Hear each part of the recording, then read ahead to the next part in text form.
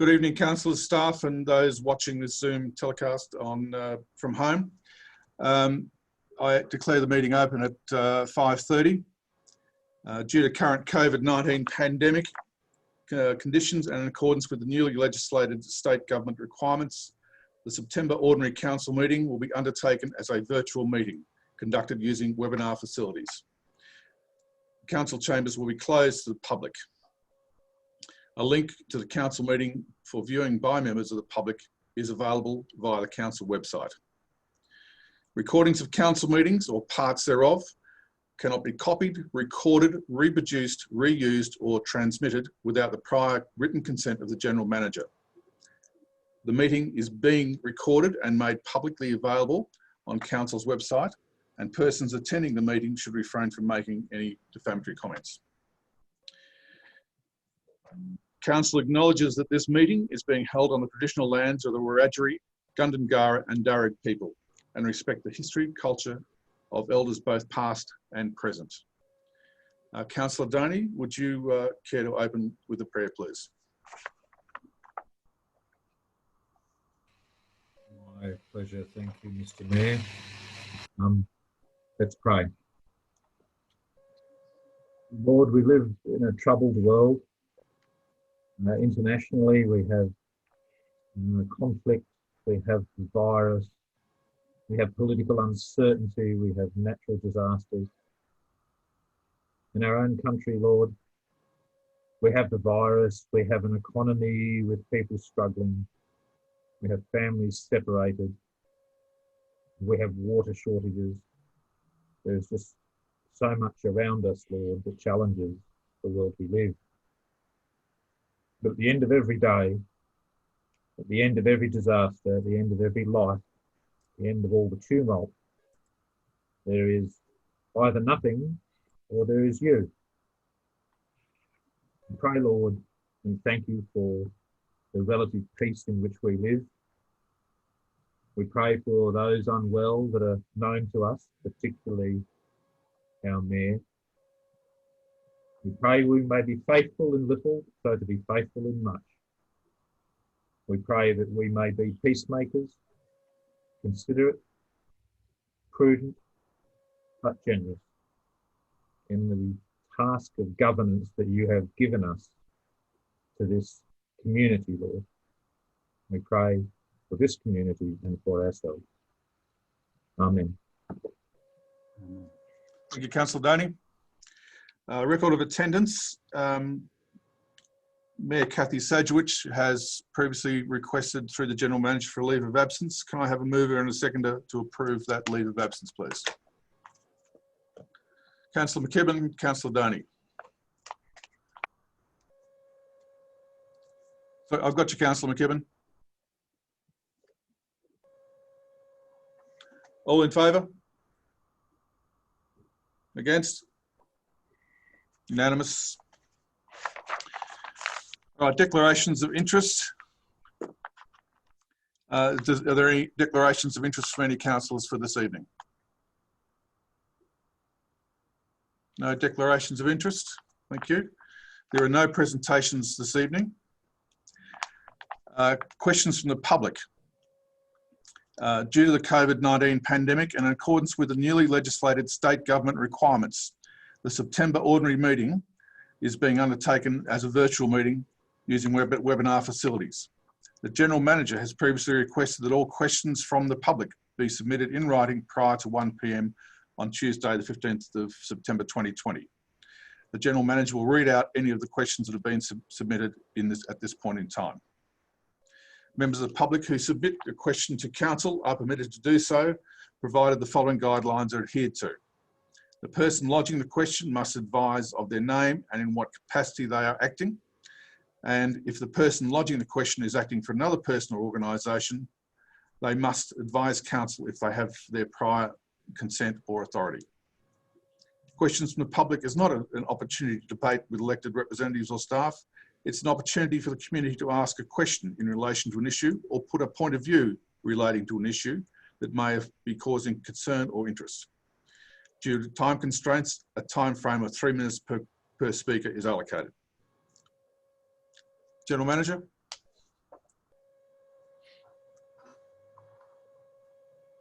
Thank you, Mr. Acting Mayor. Yeah, tonight we have one question from the public, and that question is from Ms. Robin Wiseman. The question is, I attended a 5G summit that went for a week in June this year. One speaker was John F. Kennedy Jr. on the effects of 5G Wi-Fi damage on children. I strongly urge the council to be aware of the issues concerning 5G, so that if and when 5G is brought to the council's attention by Telstra or other telco company, you are aware that people, not only myself, are concerned about the implications of 5G.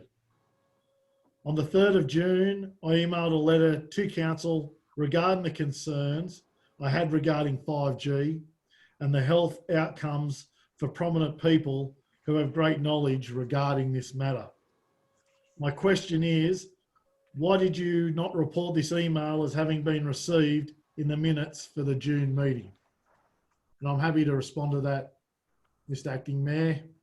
And that is, we've had a look at those minutes, and that correspondence was inadvertently omitted from the Mayor's incoming correspondence. It's been updated through this meeting. The information that was provided was was information sent to all councillors regarding 5G and was provided to councillors at the time.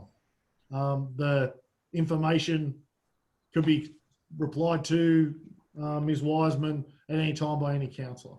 So that was the information that was omitted. Thank you, General Manager. Item 8 on page 7, confirmation of minutes. We have 2 sets of minutes. One is for the ordinary meeting in August and one is for the Works Committee meeting held last week. Recommendation is that the minutes of the ordinary meeting held on the 18th of August 2020 be confirmed. Can I have a mover? And Councillor McKibben and Councillor McKechnie. I have you, Councillor McKibben. Unmute. Sorry, yes, I would recommend that the minutes be approved subject to 2 changes. Item 3.05, which was the item discussing the off-leash dog area and a deferral until an inspection or a viewing had been held. That should have been a unanimous decision. I did not vote against it. Item 3.11. That was noted as unanimous, and that was in relation to the material for use on the recreation ground at O'Connell. I believe that wasn't unanimous. I believe councillors Capel, McCarthy and McKechnie voted against that. That is correct. Yep. Okay. So subject to those changes being made, I recommend that those minutes be approved. Okay. Is there anyone has any problem with those amendments, noting that there seems to be agreement that was the actual fact? Councillor McKechnie? I think the Executive Secretary has checked the recordings. Sorry. Sorry, go ahead, Councillor McKibben. Go ahead, Councillor. Sorry, I think the Executive Secretary has checked the recordings and confirmed that my recollection was correct. Okay. Okay, Councillor McKechnie, have you got anything you wish to say? No, I was just going to say that I voted against the material for the fence at O'Connell, but Councillor McKibben's already covered that, so I have nothing further to add. Okay. The mover and seconder happy with the amendments that have been proposed for the minutes? Yes. Okay, then I'll put that to the vote. All in favour? Against? Unanimous. All right, moving on to the Works Committee meeting for the 8th of September 2020. Recommendations of the minutes of the Works Committee meeting held on the 8th of September 2020 be confirmed. Do I have a mover and a seconder, please? It's not that difficult. Come on. Councillor Cable and Councillor Doney. Councillor Cable.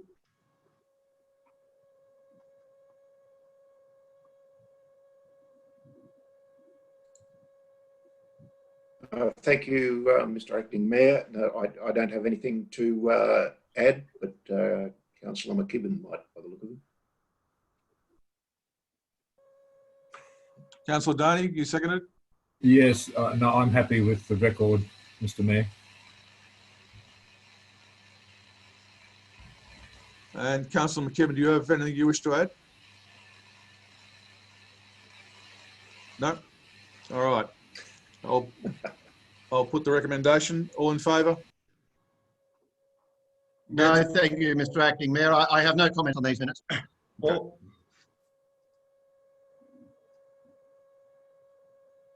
So can I just put that again, because I missed who actually voted or otherwise. All in favour?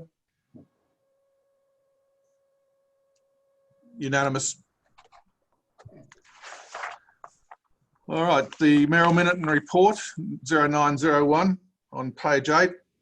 Recommendations report item 0901 is received as information. I will make a small apology here, noting that I was not an acting mayor or a mayor during the most of the period of this covered in this minute. I cannot provide first-hand responses should you ask a question on them. So can I have a mover and a seconder, please? Councillor McKibben and Councillor McCarthy.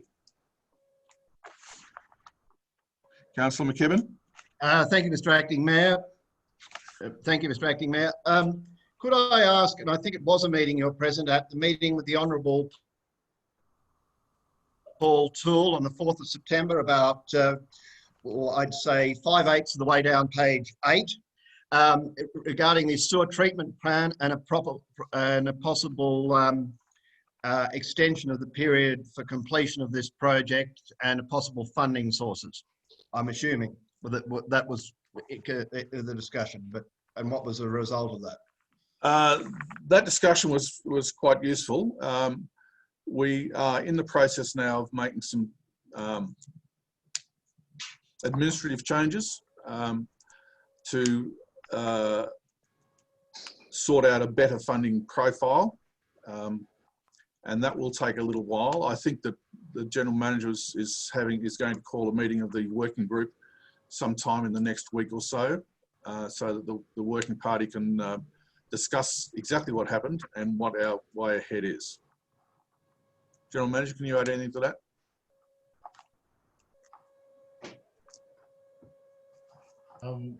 Through the chair, no, I think you've covered it.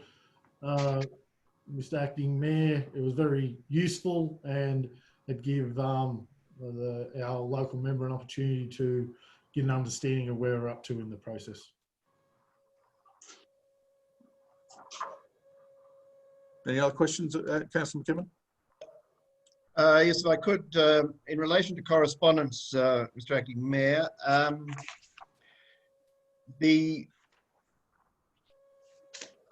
have we had any feedback from the 20th of August correspondence, or was that further feedback from the Director of Greater Sydney Recovery, Alison Morgan,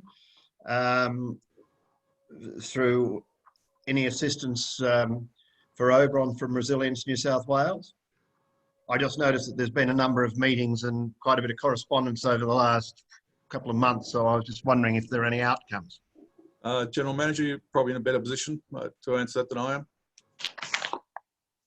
Thank you, Mr. Chair. Yeah, Resilience New South Wales is very keen to support Oberon Council with their business reactivation initiatives, and those meetings were in order to provide an update on where that's up to.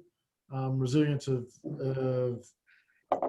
taking a very active approach from our initial correspondence sent to them back after the fires, and they're keen to try and be involved in Oberon's bushfire recovery. So more than happy to provide you with a copy of that correspondence if you require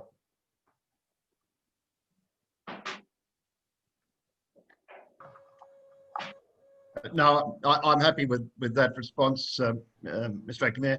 Halfway down page 10, I note there was a meeting with Marge Armstrong regarding 2020-21 rates. Was that in relation to the level of rates, or what was that in relation to? Sorry, what date was that, Councillor McKibben? Sorry, that was 3rd of September. I'd say 2/3 of the way down page 10.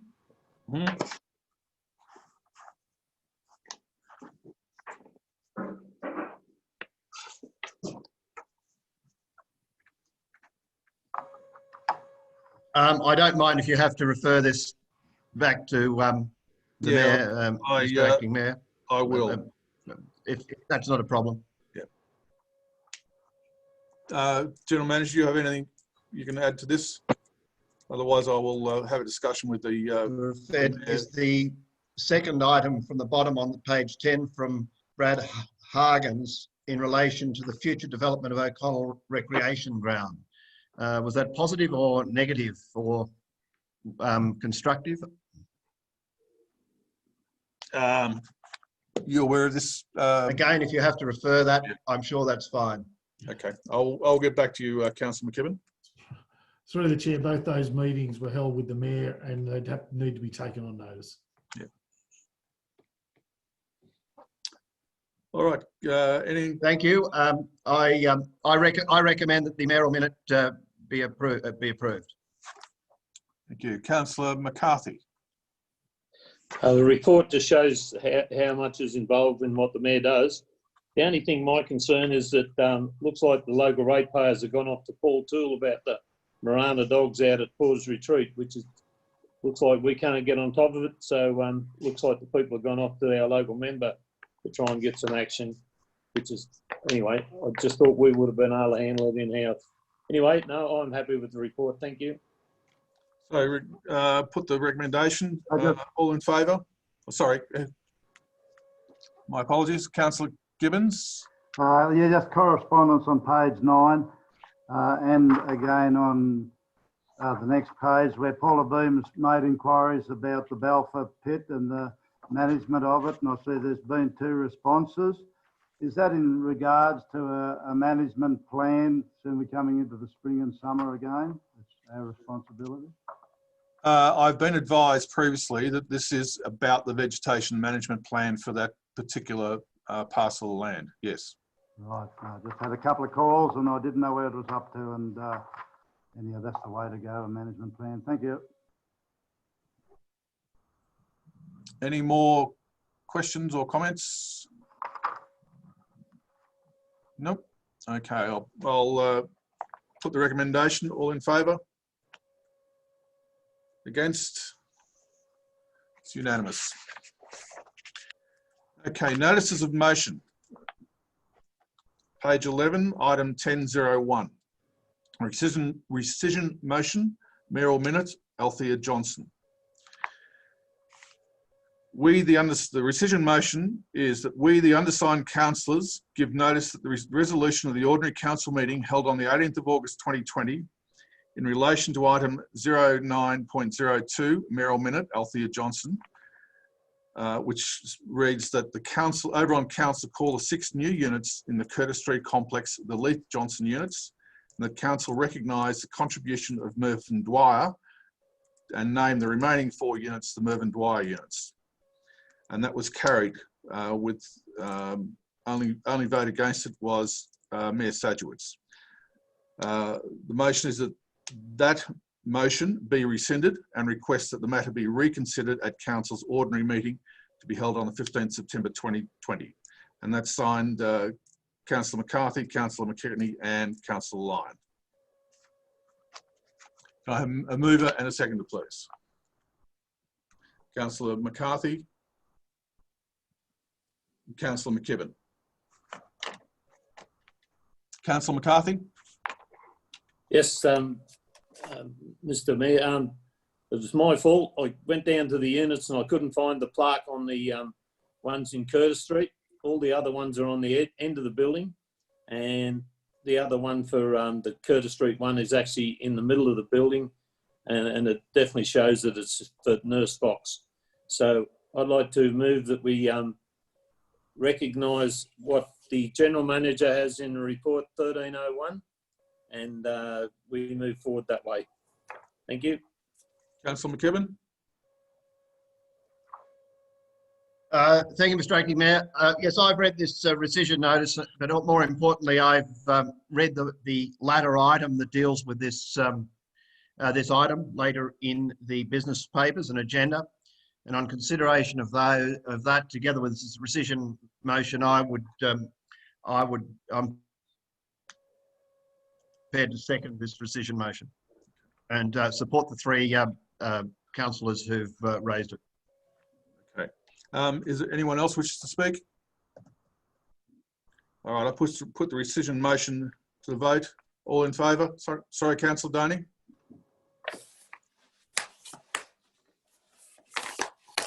Councillor Doney. Thank you, Mr. Acting Mayor. I'll try to remember that.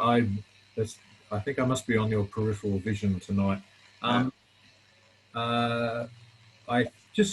Two quick things. I was one of two who spoke against this when it first came up, but not against it, but for a deferral.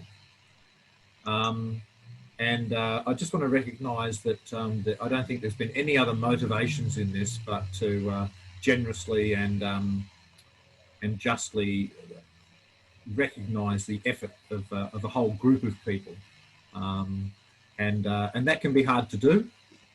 Need to find out about everybody. I'm very glad that this has now come this way, and the latter motion clears it all up for us. But I think we just do need to recognise the motivation was always the very best through all of this. Thank you. Councillor McKeitney. No, nothing so. Anyone else wishes to speak? All right. I put the rescission motion to the vote. All in favour? 3, 4, 5, 6, 7, 8. All anyone against? No. That's carried. Now I will now bring forward item 1301 on page 33, which is the naming of the Curtis Street units. Mr. Acting Mayor, just a little bit of housekeeping, and we'd like to bring an item forward. Maybe you can get a mover and a seconder to bring that item forward. I have a mover and a second to bring the item forward. Yes. Councillor McCarthy and Councillor McKibben. I'll move it, Mr. Councillor McCarthy. Mute. Councillor McCarthy. Yes, I'll move that we move it forward, or second it, whatever you like. All right, Councillor McKibben. You're seconding. Thank you, Mr. Mayor. I'm obviously prepared to second this because it relates to the same basic issue. And as we're rescinding one motion on the street units, it seems appropriate to deal with the linked one that actually deals with probably reapplying the correct, or what some of us would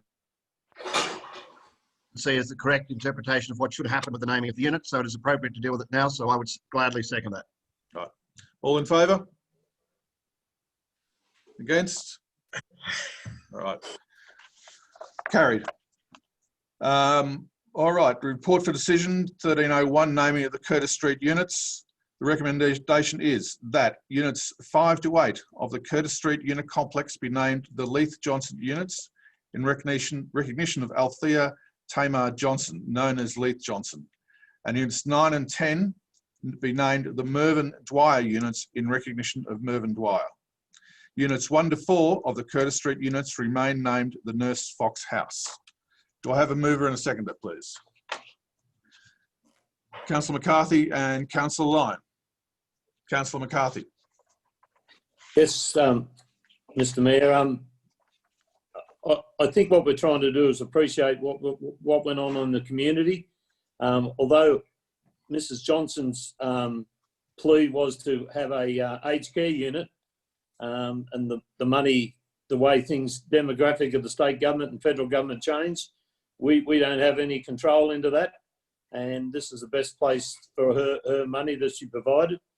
And also Councillor Dwyer, when he was on council and on the board at the hospital, he arranged to have significant money, I think, come in from the Edith area with the sale of a hall out there, and that money come back into the community, back into the hospital. So it's good that we can recognise both these parties for this new site. Anyway, thank you very much. Councillor Lyon, you need to unmute.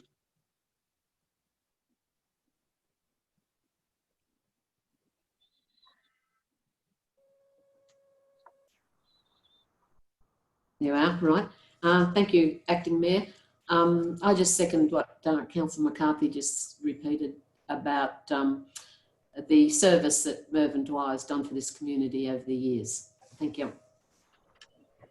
Thank you, Councillor Lyon. Councillor McKechnie. Yes, Mr. Acting Mayor. Just one comment on the naming. The recommendation uses the words Leith Johnson units and Mervyn Dwyer units. I just would suggest that maybe we change it to a Leith Johnson house and Mervyn Dwyer house to be consistent with the block that's already named Nurse Fox House, and be consistent with the units in Balfour Street, which also have the term house instead of units. So, Councillor McKechnie, are you proposing an amendment? Yes. Okay, can you bring that up on shared screen, please, Sharon?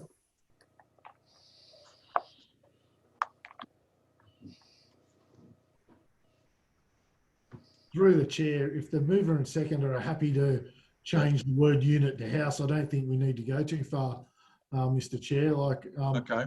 I concur with Councillor McKechnie's commentary. All the others are named houses, and it's probably a good recognition to keep consistency in this instance.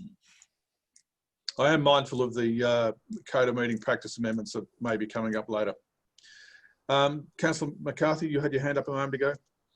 Yeah, I was going to move that we just change it to units, so long as the seconder was happy with that. Councillor Lyon? I'm happy with that change. Okay. So can you just amend the recommendation, please, Sharon, and bring it up?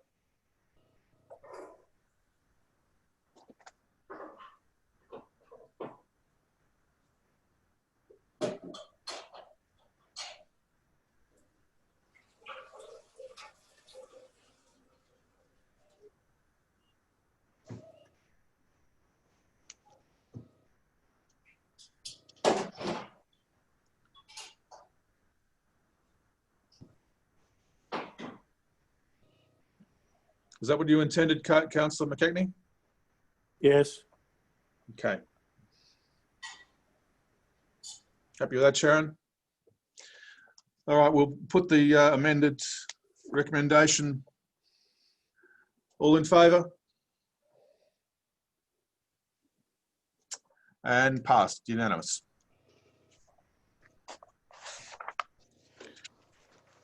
All right, next item is item 1302, Council Committees. There is a recommendation in 4 parts. Just through the chair, sorry, Mr. Acting Mayor, but we brought that bit forward, so we need to go back to. Of course. Thank you for catching my error.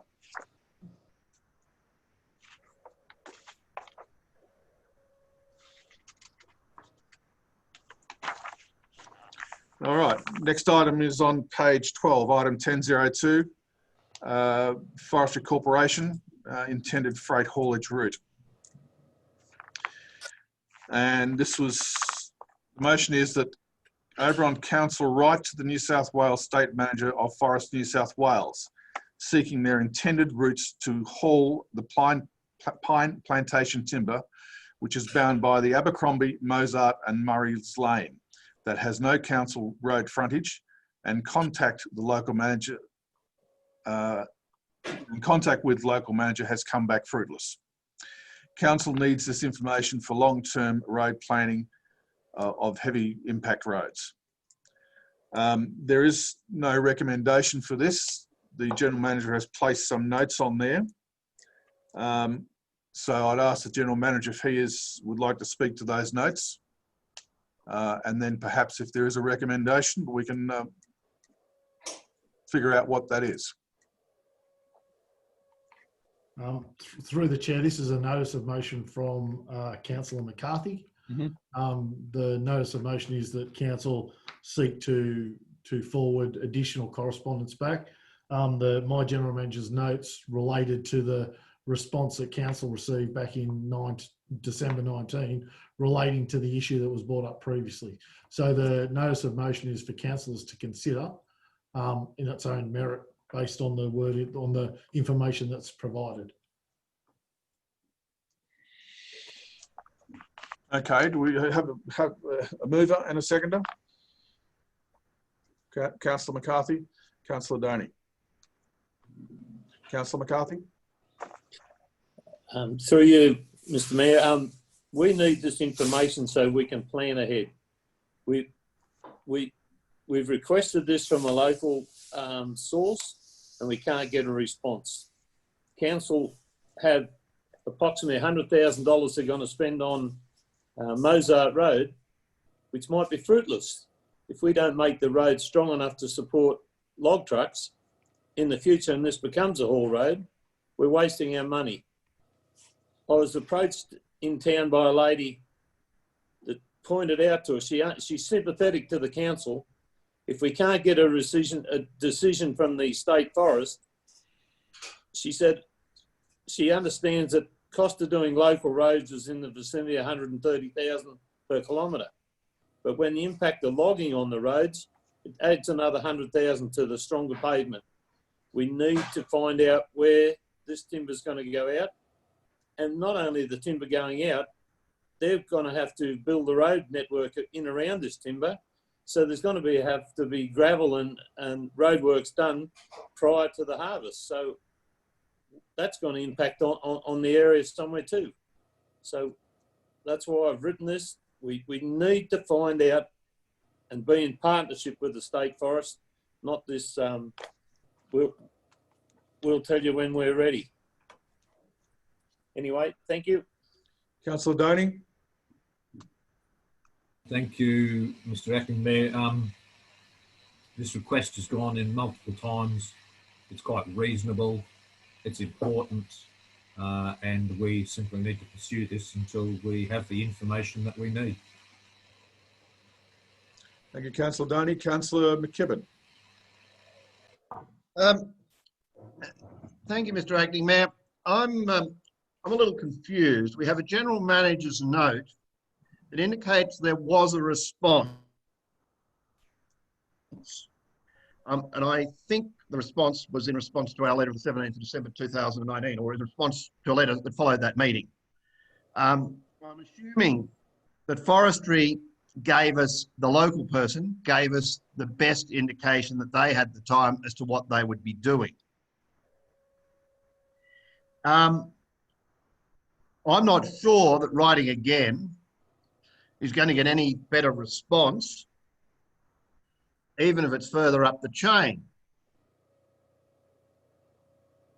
I question whether we might be better writing a self-serving letter to Forestry Corporation saying thank you very much for your response dated whatever, and repeating what they have said, and said we requested this information on the basis that we are upgrading Mozart Road and are not currently upgrading it to take forestry trucks or large haulage trucks.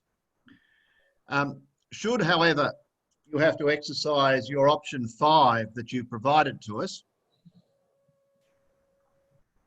then we would seek we would need the earliest notification possible, and we would seek confirmation from Forestry that they would contribute to upgrading that road prior to them using it for the use of forestry haulage trucks. Is that a better way to go? I don't know. I'm just questioning because we have had a response. It's an unclear response, but it's probably as good as we're going to get because it does show what their options are. And until they actually get to the logging of it, we may not get a better one.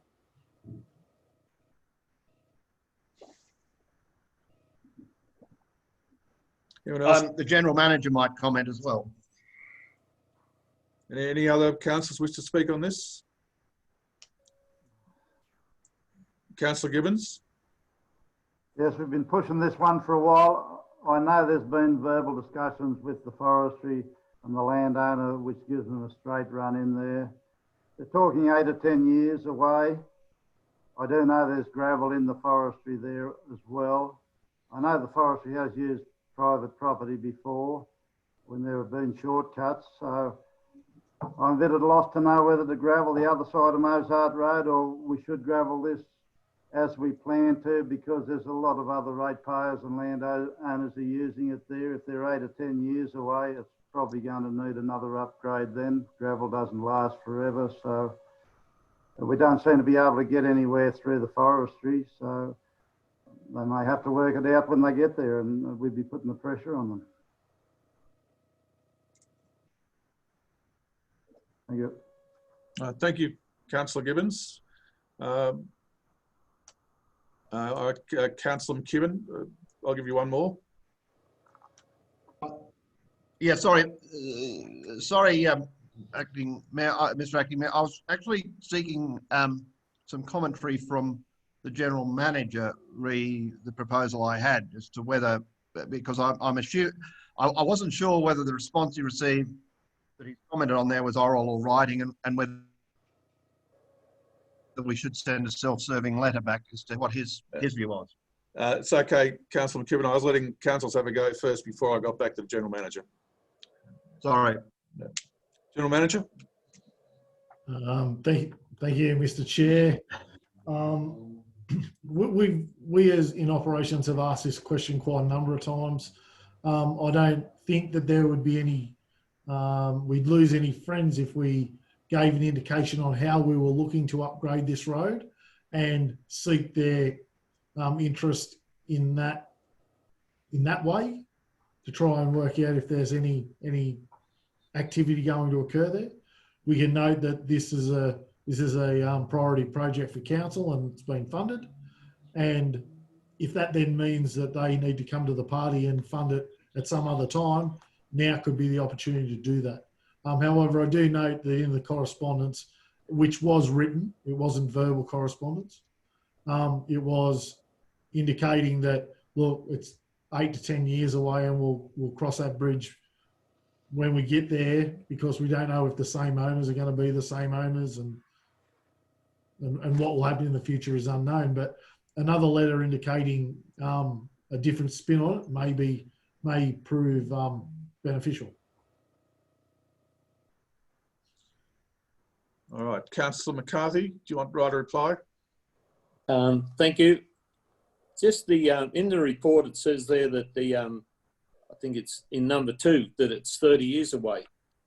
That could change dramatically with the shortage of timber. You see timber's coming into Oberon at the present, coming from Walker, and along long haulage that was never perceived in the past. The right that Mr. Borg has some right to pulp might mean that this forest might not get to its duration. It might get thin prior to this 30-year date. Everything's changed from the bushfires. So that's why I think it's imperative that we send this letter off and try and get some resolution from the State Forest so we can plan as a council, plan these haulage roads. Thank you. All right. We'll put the motion. All in favour?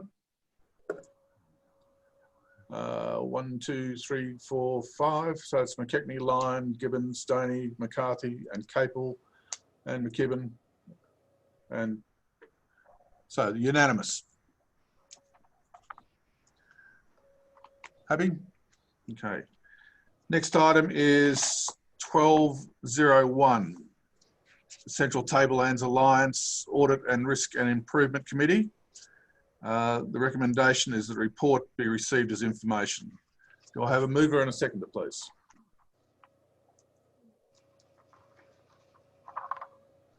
Councillor McKibben and Councillor Capel.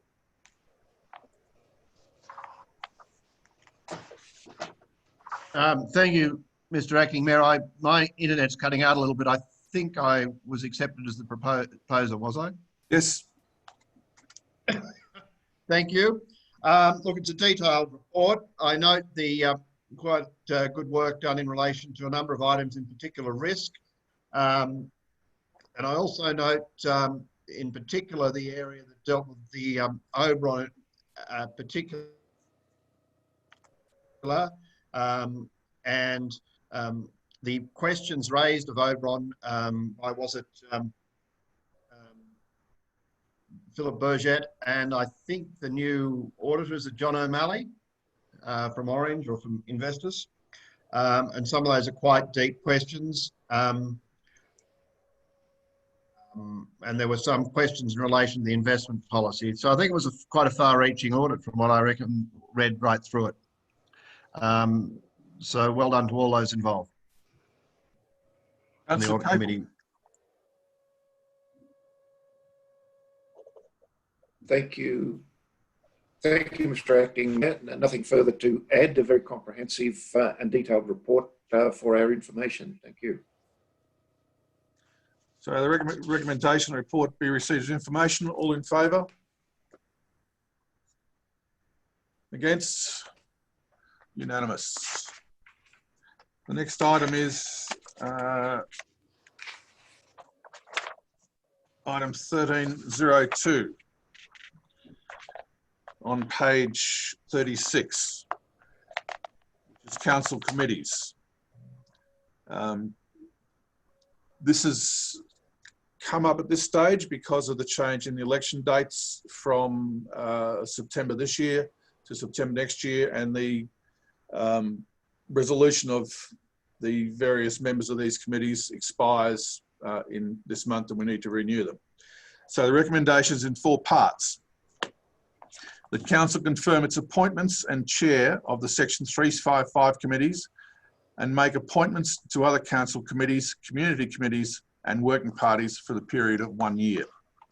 Council re-endorse its current community delegates to its section 355 committees for 12 months in line with the extension of the current term of council. Council re-endorse its policy 1114 volunteers and section 355 committees as presented, and council re-endorse the section 355 volunteers manual, management manual as presented. Do I have a mover and a seconder, please? Councillor McKibben, Councillor Capel.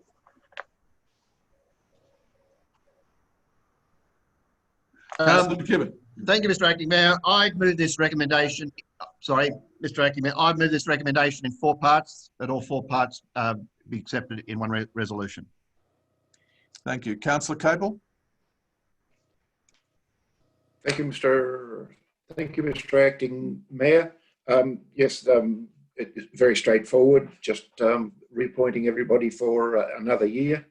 I'm happy to second the recommendation. Is there anyone else wishes to speak? Councillor McCarthy. Yes, on page 38, down in the last box, we always used to include Graham Whitaker. He's a local out at Hazelgrove, and he was on that committee ever since I've been on it. Okay. Can we include him? General Manager, is there any? All right, well, we'll... Sorry, through the chair, subject to his endorsement, absolutely. Subject to his endorsement by whom? Subject to us writing to him to see whether he wants to be on it or not. Okay. He said before he wanted to stay on it. Mr. Acting Mayor, I'd accept that amendment to the proposal subject to his acceptance of being on that committee without having to go for a formal amendment. All right. Councillor Cable, that was your agreement with that? If I seconded it. Okay. All right. Anyone else wishes to speak on this? All right. So the recommendation stands in 4 parts, and the amendment that will be made will be annotation on the Hazel Grove Public School Reserve Committee is the inclusion of the new member subject to endorsement. Graham Whitaker. Graham Whitaker. Is that, yeah, okay. All right, I'm putting the recommendation. All in favour? 1, 2, 3, 4, 5, 6. Against? No. Unanimous. Your internet's slightly slow, I think, and Councillor McKibben, and I keep getting your hand going up at slightly discordant timings.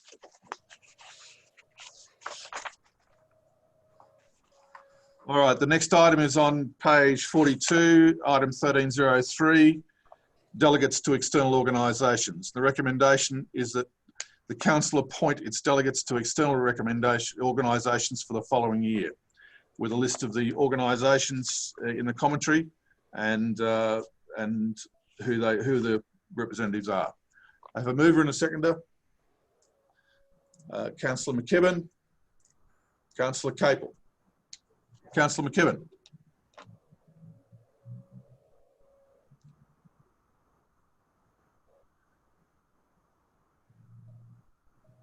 Can you unmute? Thank you. Thank you, Mr. Acting Mayor. Yes, this is basically the same as the current situation. And obviously, we all note the note at the end on page 43, the general managers. And should we need to action any of these catchment management committees, then I assume that the people holding the watching brief will inform us at that time. Subject to obviously that note, yes, I'd recommend this proposal. Councillor Cable. Thank you, Mr. Acting Mayor. Yes, I'm nothing to add. Councillor McKibben has covered it well. Yes, nothing further to add. Thank you. Thank you, Councillor Doney. Thank you, Mr. Acting Mayor. The 43, the Oberon Timber Complex Community Consultative Committee, it sort of fell over for a while with changes of personnel, I think out of Borg originally, and it moved to a time in the day where I couldn't go. I've yet to reconnect with it, but I'm happy to attempt to do that. But I'm not sure, in fact, whether it was Director of Planning or one of the other councillors that was attending that meeting, and not Councillor McKibben. I just want to recognise that if that was in fact the case. I'm not sure. I've actually attended one of those meetings. Yes. Maybe 2 months ago, and there wasn't a lot of interest from the community in it, I must say. I think Director of Planning was going for a while too before that. I don't know whether Councillor McKibben wants to stay there or whether we need to recognise some change. Councillor McKibben.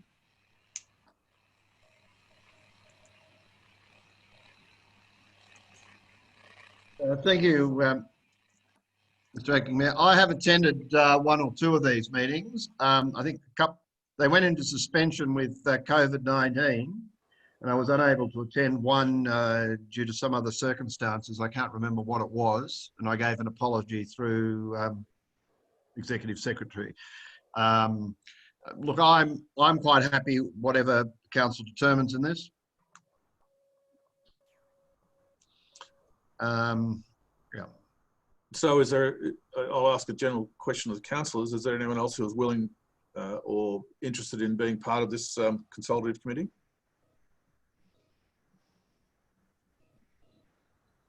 Okay, that answers that one.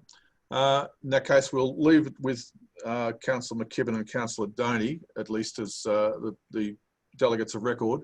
And we've already proven that sometimes someone else will go if those two are unavailable. So I'll, Councillor McCarthy. Going along. It's open. It's a community meeting, isn't it? So it doesn't preclude anyone from going. No, you're absolutely right, Councillor McCarthy. As an independent person. Absolutely. These are just the people we got down for council. But if any other council wished to attend, there's no reason why they couldn't. Yeah. All right, I'll put the recommendation. All in favour? Against? Nil.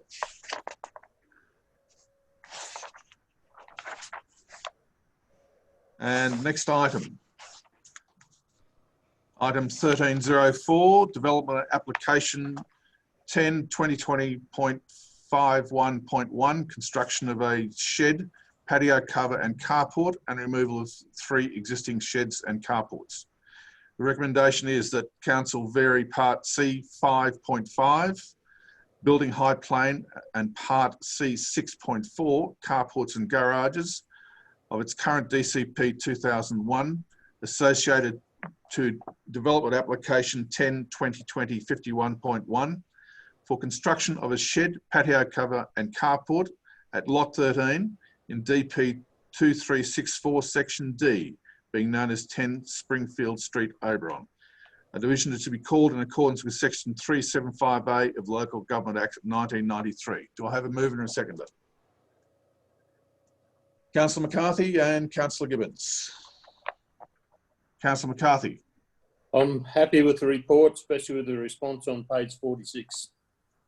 Thank you. Thank you. Councillor Gibbons. Yes, through the chair, exactly the same. The deep blocks and don't have a problem with that at all. Support the recommendation. Anyone else wish to speak? Okay, so I'll put the motion. All in favour? Against? Passed unanimously. All right, the next item is 1305 on page 55. And this is the model policy 1102, model code of conduct. The recommendation is that council endorse the draft model code of conduct policy 1102 and draft procedures for the administration of the model code of conduct as presented.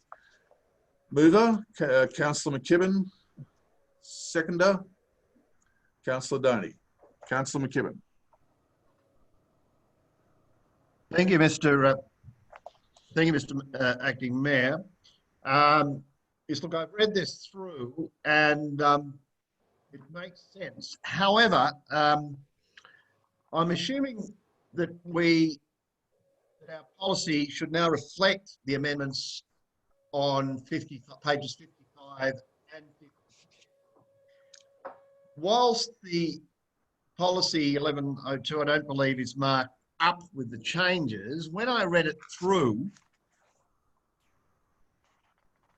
in relation to gifts and benefits, it seems that the existing the code that existed up to $50 for gifts, etc., and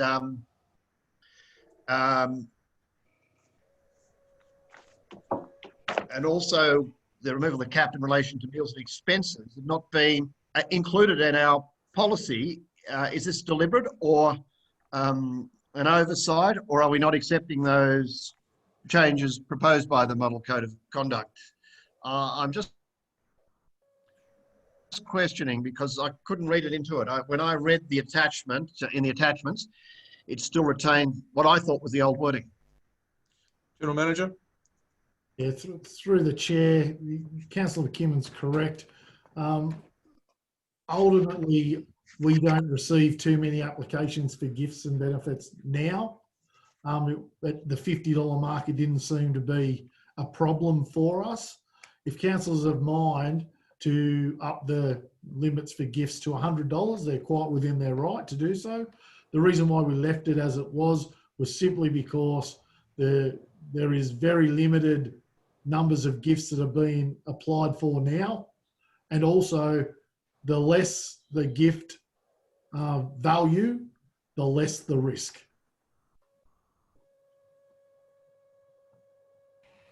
Thank you, General Manager. I'm happy with that.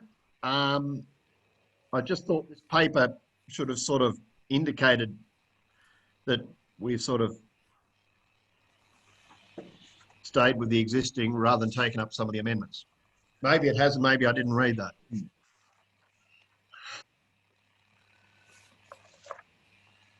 General Manager?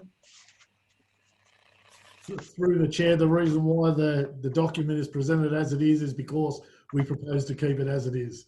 If councillors have mind to change it to the $100, it's simply a matter of changing the number within the code. We've just left it at 50 because the indication is council can rather than council must.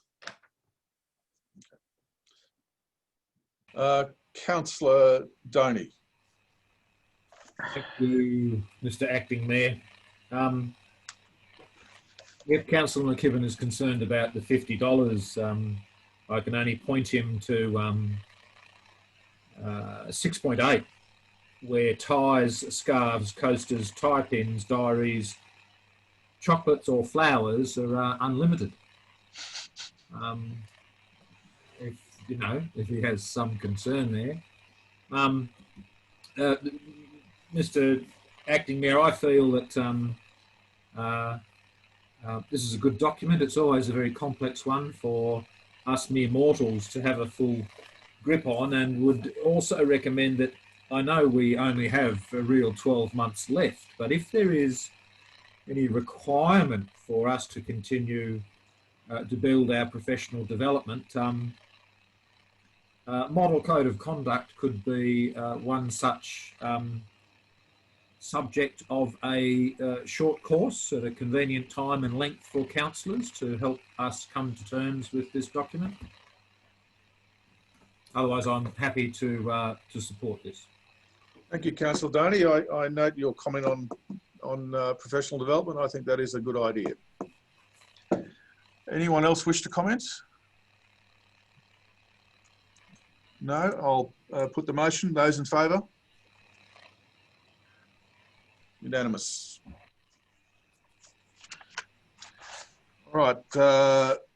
Next item is policy 1101, code of meeting practice, on page 57. The recommendation is that council adopt the draft model code of meeting practice, policy 1101, as presented. Do I have a mover and a seconder?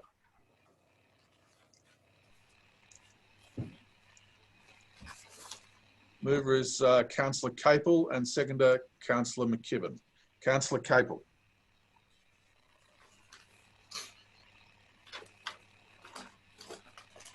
Thank you, Mr. Mayor. I would like to move the motion with some changed wording, if I may. And is that changed wording a minor change in the recommendation or in the actual code of meeting practice? In the code of meeting practice, the addition of 2 more points. Okay. Can you speak to those, please? This would have to be an amendment. I can. Is a seconder happy if I do that? Have you got a seconder? Yes, yes. McKibben. Yes. Right, I propose 2 additions to the rules of debate in section 10. The first one is that the mover and seconder of a motion or an amendment may not speak against the motion or amendment. Second one is that the mover or seconder of a motion may not move or second an amendment to it, but is entitled to speak upon any amendment and to vote in favour of it.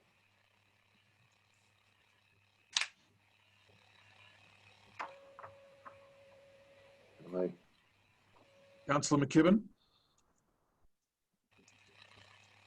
I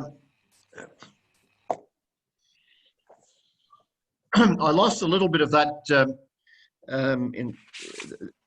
through the unstable internet connection. I was wondering if the executive assistant would be able to place that up on a shared screen, the proposed wording. Are you able to do that, Sharon? Good.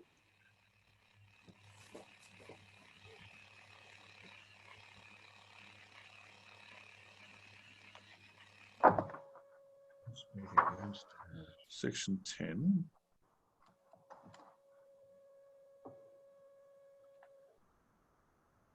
So Councillor Capel, the first item would be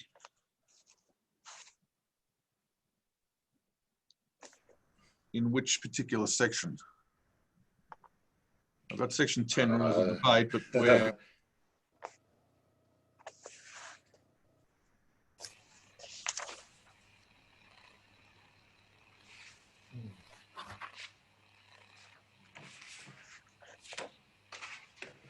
It doesn't really matter much, Mr.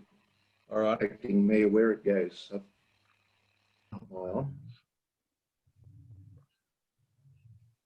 Through the chair, if I may, I would simply recommend, if this is the way councils were looking to go, it'd need to be included at the end of section 10 with just some additions added to that to keep the code in line with that of the requirements of OLG.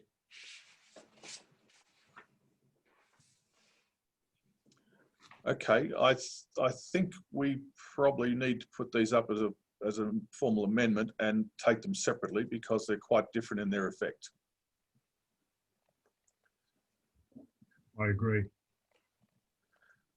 All right. If that, Mr. Acting Mayor, if that's the case, I can't move the motion. Or I wouldn't, yeah, I don't want to move the motion. Okay, is there, I can't see the councillors at the moment, except for a couple of them. That's better. So is there anyone willing to move the motion that those items be accepted as a amendment?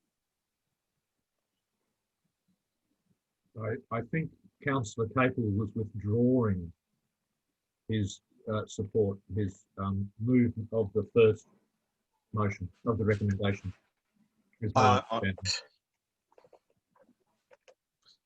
That goes against the very motion he's pushing. No. He I might be able. He can't withdraw. Excuse me, It's contrary to his Mr. own Acting Mayor, motion. Mr. Councillor McKibben, just let Mr. Councillor Acting Mayor, Why not? I might be able to help you here. The rules of debate state quite clearly that the mover and seconder of a motion may not move an amendment to it. Correct. Now, that's not exactly written into our rules of debate as yet, but that's what I would like written into the rules of debate. They're written into the rules of debate in every other business and organisation that is going. So for that reason, I can't move the motion. If you want me to move an amendment. Well, I've asked other councillors, is there another councillor willing to move that motion? Please clarify which motion you're discussing. The original. This is item 1 of the proposed amendment that that was up on the screen a few minutes ago. Well, I must say the councillor has put us in a difficult position. If he wanted an amendment, he should have allowed to move it. I recognise that, and if there's no one, if he's not moving it and no one else is willing to move it, I will make the ruling that that motion now lapses, or that proposed amendment now lapses. Councillor Gibbons. Just a question. So if I've got it right, we can't move or second a motion for discussion anymore, and to open it up, we've got to vote with that motion. Through the chair, would you like some assistance in this instance? It would probably help. Okay, so it seems to me that what Councillor Capel has indicated, that he does not want to move the original motion, as he is considering that he wants a an amendment to that. So going back to your original, if you can get a mover and a seconder for the current recommendation, you can move into rules of debate where Councillor Capel will then indicate that he's proposing an amendment. Correct. So you're in effect withdrawing your original moving of the motion then, Councillor Capel? Yes. Okay. Looks like it. Well, Mr. Chairman, I am prepared to move the motion if I have a seconder, as it sits on page 57 as a recommendation. okay. The mover was Councillor Capel, and then you seconded it. So you're now moving the motion. Is there a seconder? Councillor Doney.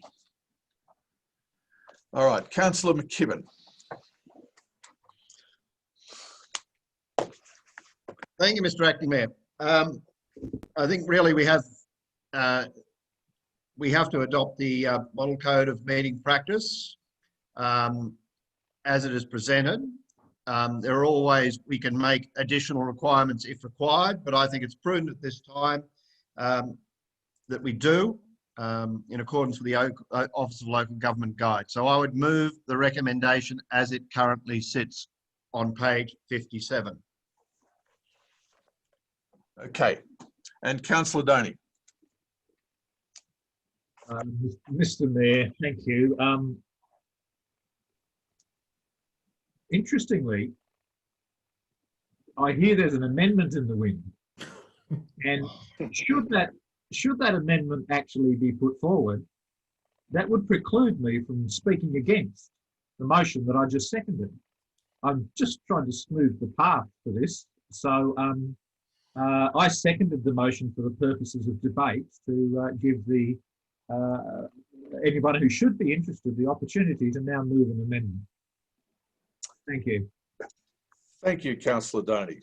Would anyone else like to come in at this point? Councillor Capel. I'd like to move an amendment, Mr. Acting Mayor. And that's proper process, Councillor Capel. Perhaps we should have gone there in the first place. Perhaps. I'm sorry to do this to you, Mr. Acting Mayor, at your first meeting. That's okay, Councillor Capel. I'm sure that what worse will be done.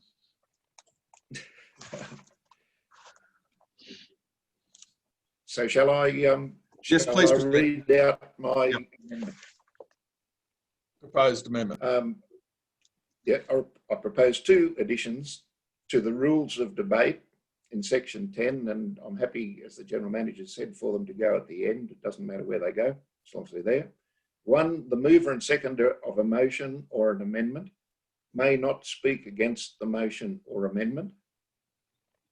And 2, the mover or seconder of a motion may not move or second an amendment to it, but is entitled to speak upon any amendment and to vote in favour of it, or against it if he wants to. Okay. So that is an amendment that almost stands on itself because it's an inclusion in the code of conduct, a code of meeting practice. So we should be voting directly on that amendment, correct, General Manager? All right. Can you bring the amendment up, We've please? got a seconder. Oh, sorry, seconder? We have not a seconder for that amendment yet. Right, have we got a seconder? Well, that might make it very easy. Might make it easy, yes. There is no seconder? All right, that amendment lapses. We return to the original recommendation. So I'll put the recommendation that Council adopt the draft model code of meeting practice, policy 1101, as presented. All in favour? None against? Unanimous. All right. Moving on.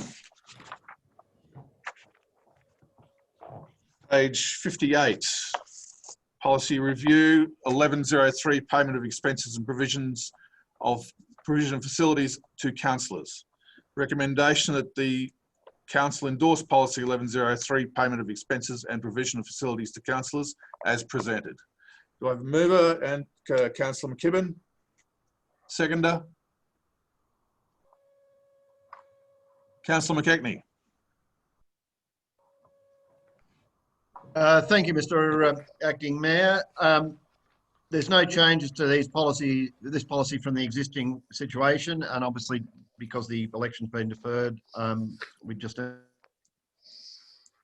need to endorse this for a further period of 12 months. I would move the recommendation as tabled on page 58 of the business papers. Thank you, Councillor McKibben. Councillor McKechnie? Yes, Mr. Acting Mayor, I support the recommendation. It's there's no change. It's just the status quo for another 12 months. So I don't see any issue with supporting the motion. So I'll put the recommendation. All in favour? Against? None. All right, the next item. Corporate Services Policies for Review, item 1308. There's a recommendation in 3 parts. The Council approve the following policies as presented in Report 1308. Part A, Collection Developments, 2402. And Part B, Children and Young People in the Library, 2403. And Workplace Security and Monitoring, Workplace Surveillance and the Use of Surveillance Cameras and Mobile Devices, 2124. Do I have a mover and a seconder, please? Councillor Capel and Councillor McKibben. Councillor Capel.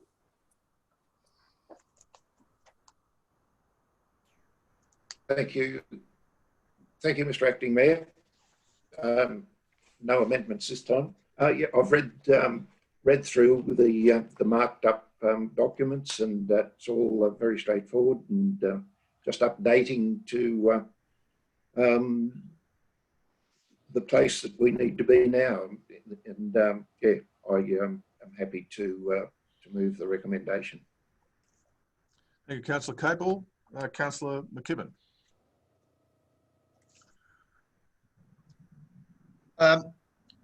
Thank you, Mr. Acting Mayor, and I thank Council again for providing marked up versions. It makes it easier for us councils to review. In relation to the third item, which is the workplace security and monitoring, I'm assuring this policy will only need to apply to those premises or those facilities, etc., that council has control over. Hence, that's why the swimming pool and fitness centre, well, the swimming pool's been removed and the fitness centre has not been included, because they will be under the control of whoever the relevant manager is. In relation to, I'm just querying the external CCTV policy, which is alluded to just before the notes section on page 59. That'll obviously have to integrate into that workplace security and monitoring. When is it envisaged that that policy will have been developed? And obviously there are peculiar requirements in relation to CCTV footage where it enters into the workplace domain. So when will we have that in place to ensure that it and this policy are consistent and in compliance with the law? General Manager. I'm happy to divert to the Corporate Services Director in this instance. That's all right. Thank you, Acting Mayor. I can advise that we are currently in the process of developing a external CCTV policy along with the regulatory guidelines and also the police force guidelines. We are hoping to have that to council in the next couple of months.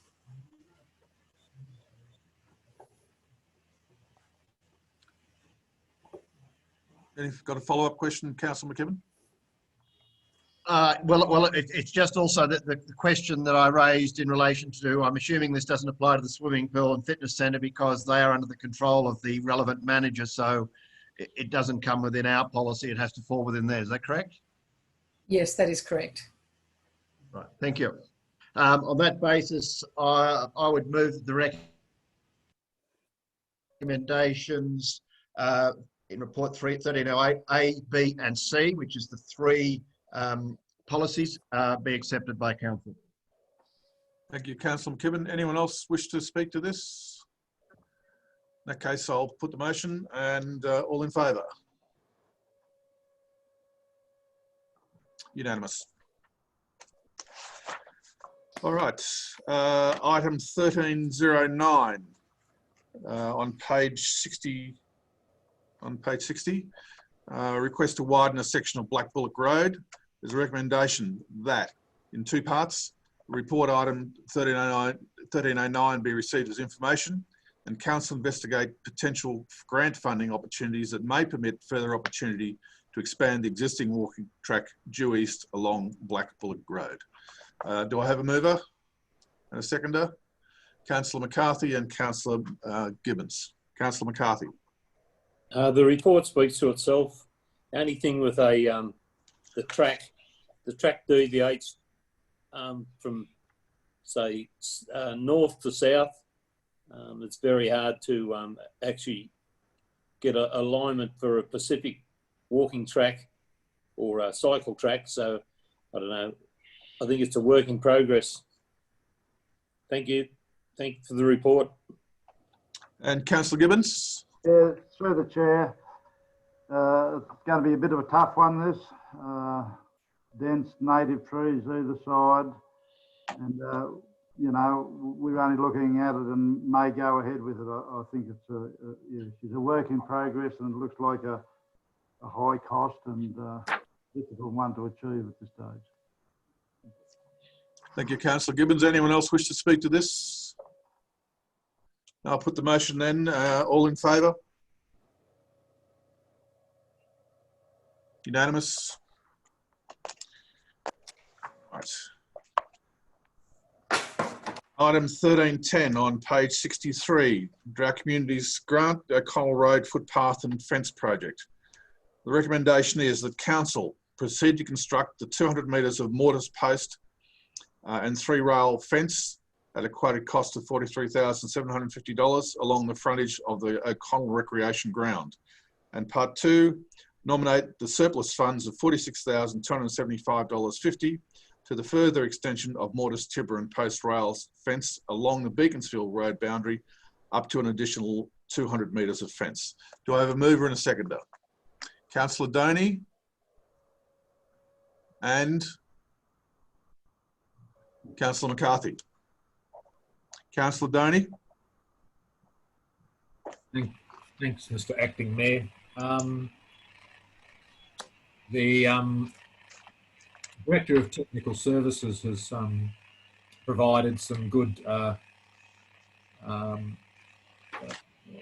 pictures and data to look at whilst we've been sorting this out. And the fence that is currently proposed, the Heritage Group and the O'Connell Valley Group are all extremely happy with it. They reckon it's exactly what they wanted. It's a great choice.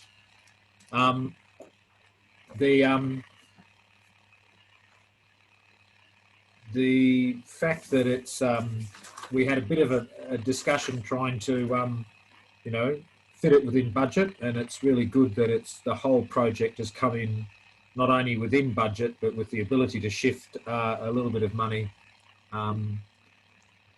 saved in the pathway over to actually getting more fence than the original proposal.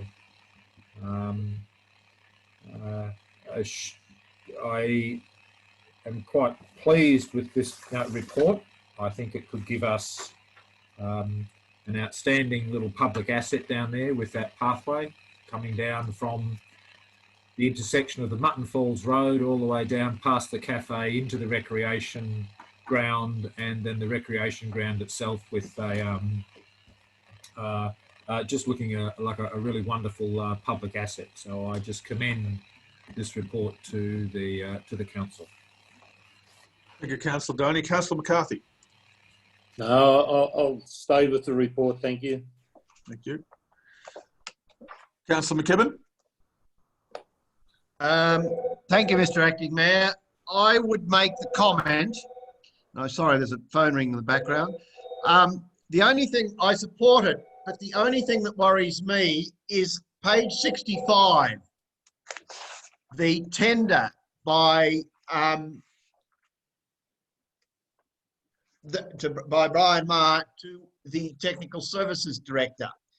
Halfway down page 65, it says, all labour exceeding the included 90 hours will incur an hourly rate of $40.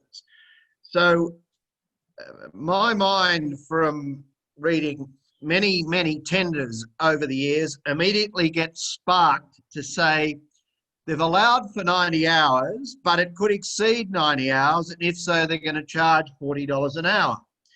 Because perception-wise,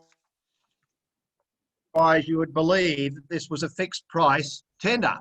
But with that out there, it is not a fixed price tender. So I think we should be going back and insisting that they do this work for 90 hours. That's what we've accepted. Because otherwise, if it takes 150 hours, for every hour over 90, we're going to be charged 40. So we're not going to have the surplus that recommendation 2 says. So, and in any case, with those words there, recommendation 2 would have to be changed, because we cannot specify with specificity what that surplus is going to be on the basis that this is not a fixed price quote with those words halfway down page 65. General Manager? I'm happy to get the Tech Services Director to comment.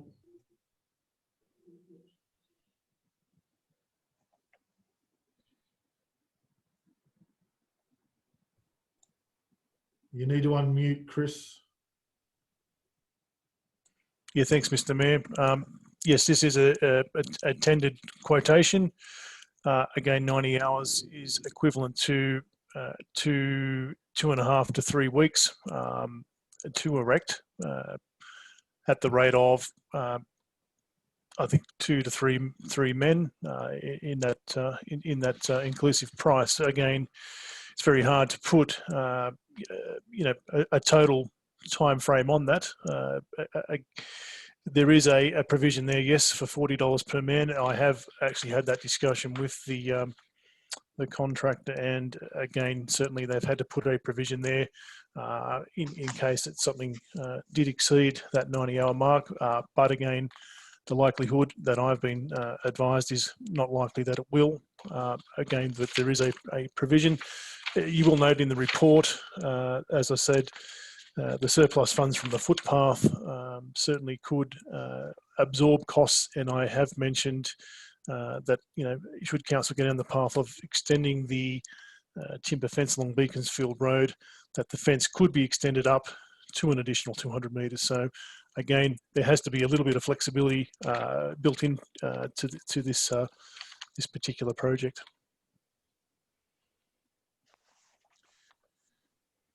Councillor Doney?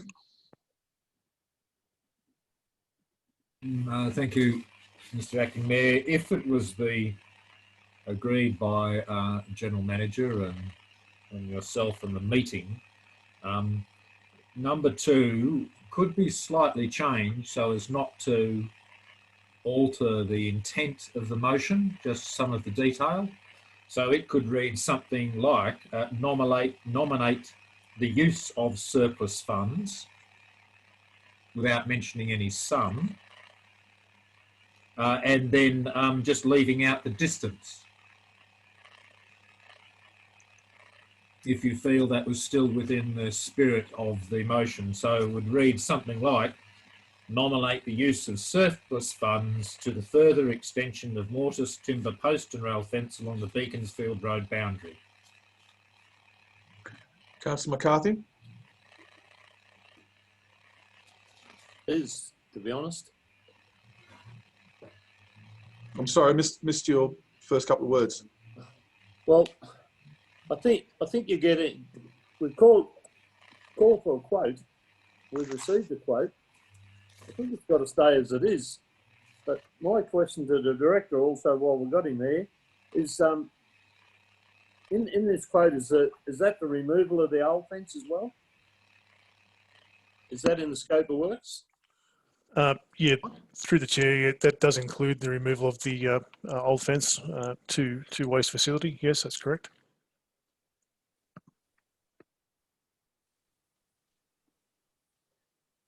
I'm just a bit concerned of given the flexibility of the. Yeah, anyway, that's my concern, that we approach someone to give a quote and the quote's as it is, and that's what it should be, to be honest. Councillor McKibben. Thank you, Mr. Madam. I think Councillor McCarthy's missing the point here in that the tender has given a let out in that they've said they've allowed for 90 hours and said any other hours over and above that, they charge us 40 hours. My view is that they should have said, we will do it for 90 hours, whatever. Because they've put the let out there, we then can't specify what the surplus, and it may cost us more. I mean, I think we should have a requirement on this company that once they get to 90 hours, they have to stop work and justify any extension to the technical services director and give reasons as to why it is going over the 90 hours. That would be the normal course of events. And then it would be that, like any variation under a project, then it's up to the technical services director if it's within his delegation under the contract management policy. And if not, then it's got to go to the general manager as a variation over that 90 hours. That's my view. And then if we've got the second recommendation and that's to apply, then the surplus fund. But first of all, I think the tenderer should be required to do the work, and we take it as a fixed price contract for 90 hours. If there's any extension over that, then it's got to be via a variation, and that has to be justified and approved by the technical services director if it's within his delegation, if it's within the 10% or whatever the rule is under the contract management policy, and if not, then it's got to go to the general manager. General manager and technical services director, please comment. Okay, Councillor Gibbons. Through the chair, I believe a tender's a tender, and it's too loose-ended like that unless after the tenders there's more work there to do. Well, he's given his hourly rate, but just as it is there, a bit loose-ended for me. Yep. I'll come back to you, Councillor Doney. Councillor McKechnie.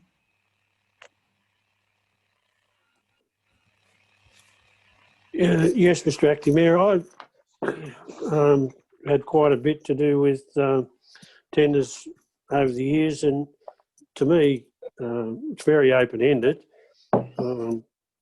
If there are extenuating circumstances or a valid reason for extras, they're normally discussed when the contracted or quoted time is expired. And normally, any other extras are normally quoted as a percentage in the original tender as a contingency. So I think to accept this, it's leaving us open to, an over expenditure that we probably shouldn't be being liable to incur. So I agree with Councillors Gibbons, McCarthy, and McKibben that this tender's, this quotation is not tight enough, and I wouldn't be accepting it if it was my money. Comment, General Manager. Thank you, Mr. Chair. I want to cast council's minds back to one meeting ago where you developed a contract management policy, a project management policy, and a procurement policy. As part of this project, we will put together a contract that will outline exactly what councils have raised as their concerns. The contract as is to establish 200 metres of fence for 90 hours, and that's how the contract will be prescribed. noting that they have indicated that if there's more than 90 hours worth of work there, then they will need to come back to us in order to do that. As the Technical Services Director has indicated, he has been in negotiation and certainly conversation with the current contractor, and they believe that they'll do it within the 90 hours. So the contract that we develop and get the contractor to sign will specifically outline what the requirements are, and they'll be around the quotation that's been provided. So it won't go over 90 hours because there's a provision in our contract management procedure that basically said when we prepare a document, we give those limitations out. So simply is the quote is for that, is for 43,700 for 90 hours of work to create 200 metres of fence. If it was to, is there some variation or some other issues that they're having, milestones within that contract will need to be met, because that's how we now develop our contracts. So I'm hoping that that gives councillors some assurance about how this project will move forward, because we're putting processes in place that outline what we expect from the contractor to do these things.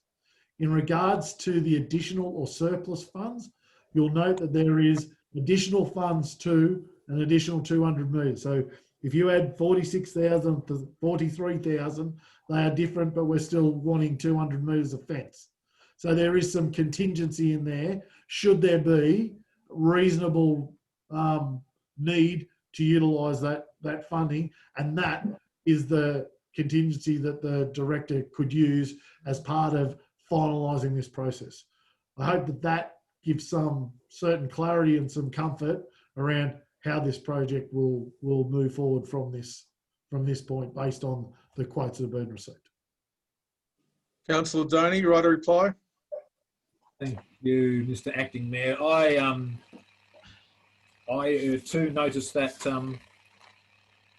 that comment on quote. I support the prudence that other councillors have discussed of the possibility of shooting over at $40 an hour.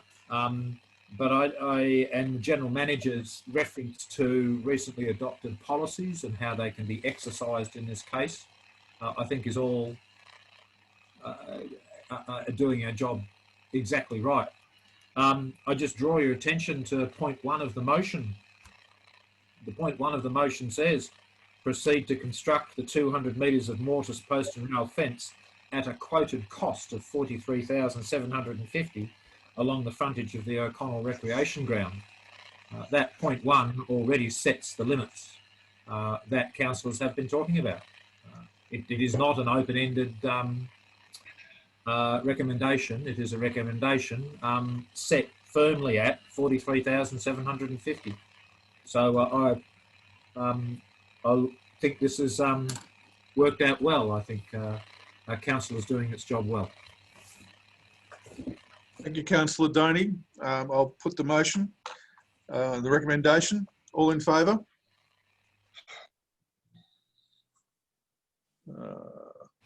Councillor McKibben? You're in favour, Councillor McKibben, or against? I can't tell. Okay. In favour. Unanimous. Sorry?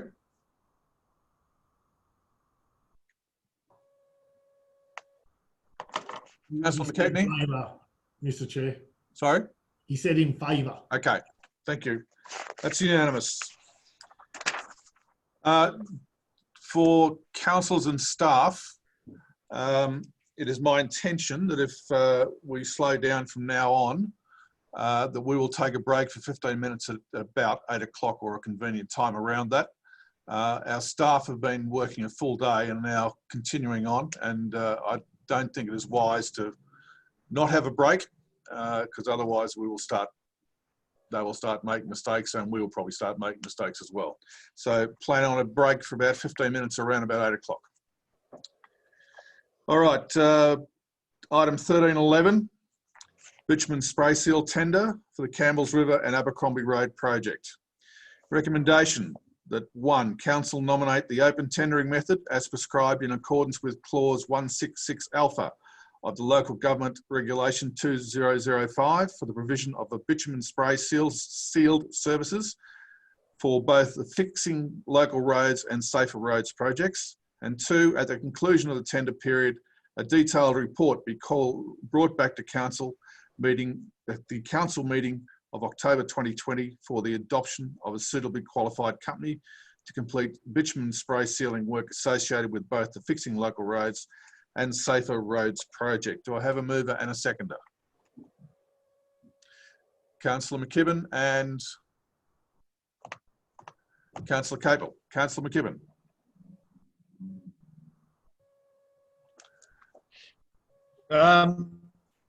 Thank you, Mr. Acting Mayor. Having read this paper, it's obviously prudent.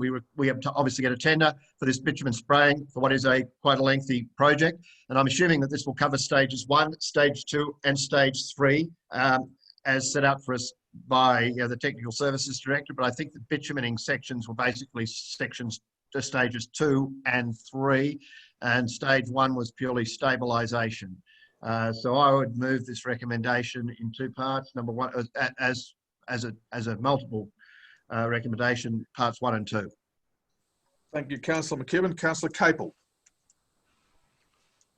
Thank you, Mr. Acting. Thank you, Mr. Acting Mayor. Yes, nothing further to add. I look forward to the report coming back to council for our decision in October. Thank you, Councillor Capel. Anyone else wish to comment? Okay, let's put the motion in 2 parts. Those in favour? Those against? Nil. The motion is passed. All right. Item 13.12 on page 69.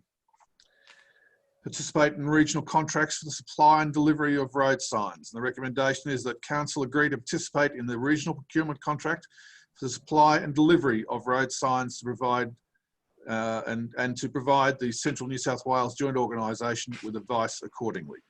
Mover and a seconder, please. Councillor McKibben and Councillor Gibbons. Thank you, Mr. Acting.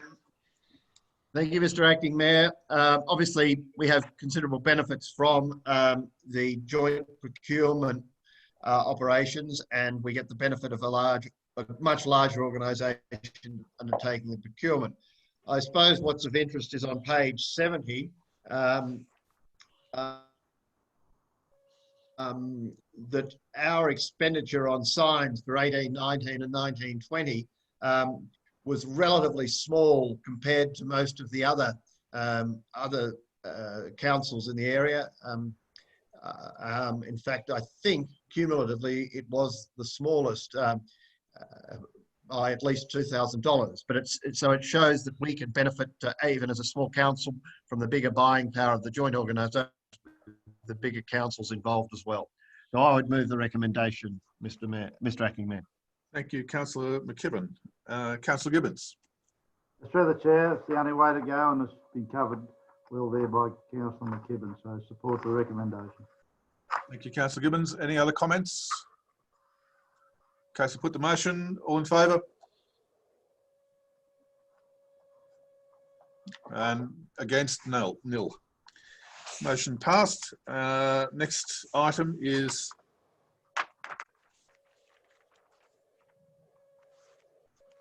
(1401).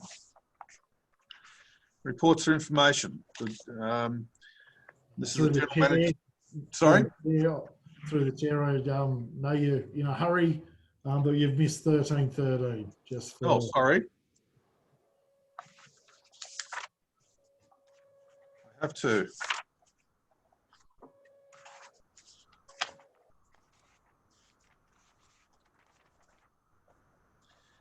How could I miss the master plan?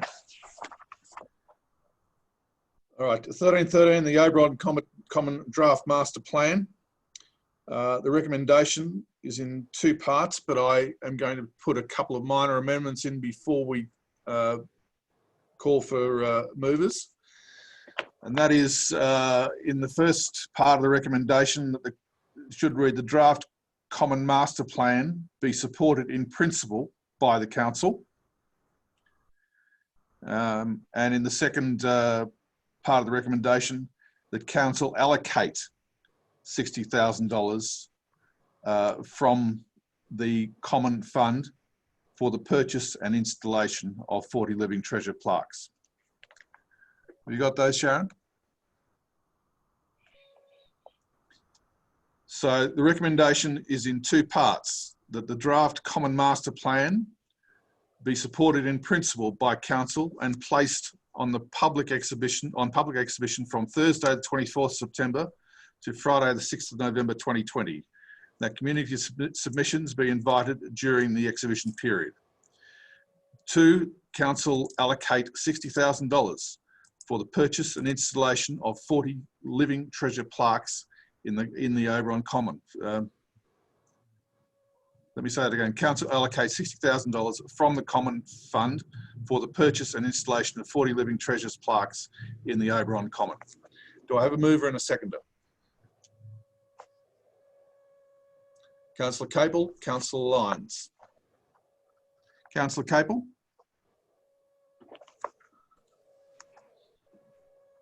Thank you. Thank you, Mr. Acting Mayor. It's a pleasure to move this recommendation be adopted. There's been a tremendous amount of work done on the master plan over a fair period of time. We've all been involved. We've all had a fair bit to say about it. And I think what we've come up with is a really good final draft. I look forward to hearing what the community has to say after it goes on exhibition. I think the allocation of the money for the plaques for the living treasures, I think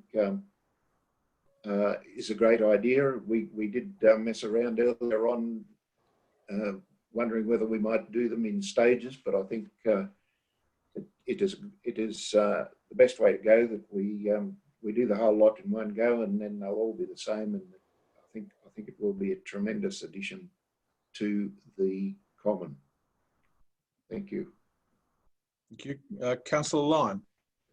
Thank you, Acting Mayor. It's good to see that we now have a plan that we can work towards that'll make this common a place of some renown in Oberon. You can see it's being very well used by the public and the general population in this town. I think we're setting a good example. Thank you. Thank you. Thank you, Councillor Lyon.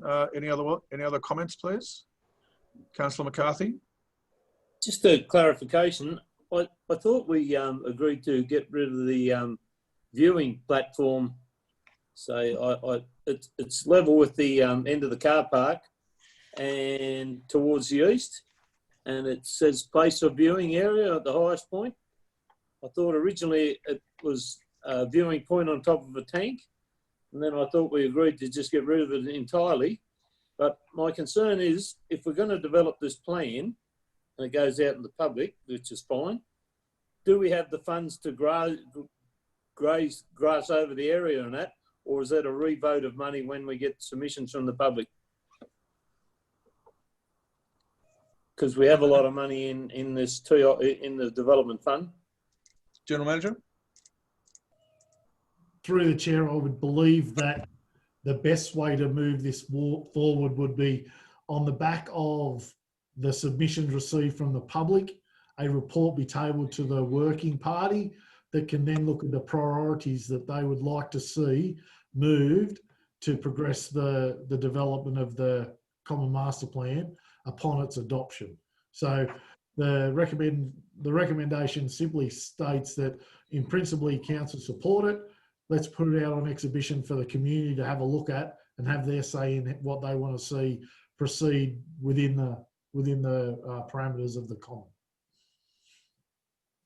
Thank you, General Manager. Councillor Donny, you indicated you wanted to speak. Thank you, Mr. Acting Mayor. Yes, I think we can expect an active response from the Oberon community as as is always their way, on things that are important to them in their town. And I'm quite sure there will be compliments and a few brickbats as well. I've just got to say, the Living Treasures, the 10-year guarantee, I don't know, that just doesn't seem like a long time. That means that's $6,000 a year. Those things will cost us. I just hope we've got them in storage so we can redo it in 10 years. But otherwise, I think, I look forward to wrestling with the issues that the public brings up with this, and I support this master plan. Thank you. Anyone else? From my perspective, I'm very pleased to support the master plan going on public exhibition. I think it's the Common is a wonderful asset to this town, and this master plan will enhance it over time. Over my time here, I've often seen the living treasures, the living legends, in their hanging place in the Robert Hooper Centre, where very few people see them. And I think having them out in a public space where facsimiles can be seen and the originals can then be kept in a safe place away from light and properly stored is an excellent way of doing business, and will make the stories of those legends more accessible to more people. If there's no one else wishes to speak, I'll put the recommendations. All in favour? Against? Unanimous. All right, thank you.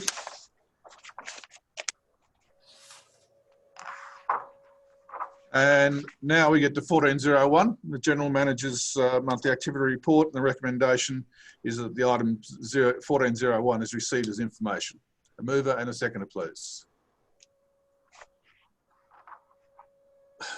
Councillor Gibbons and Councillor McCarthy.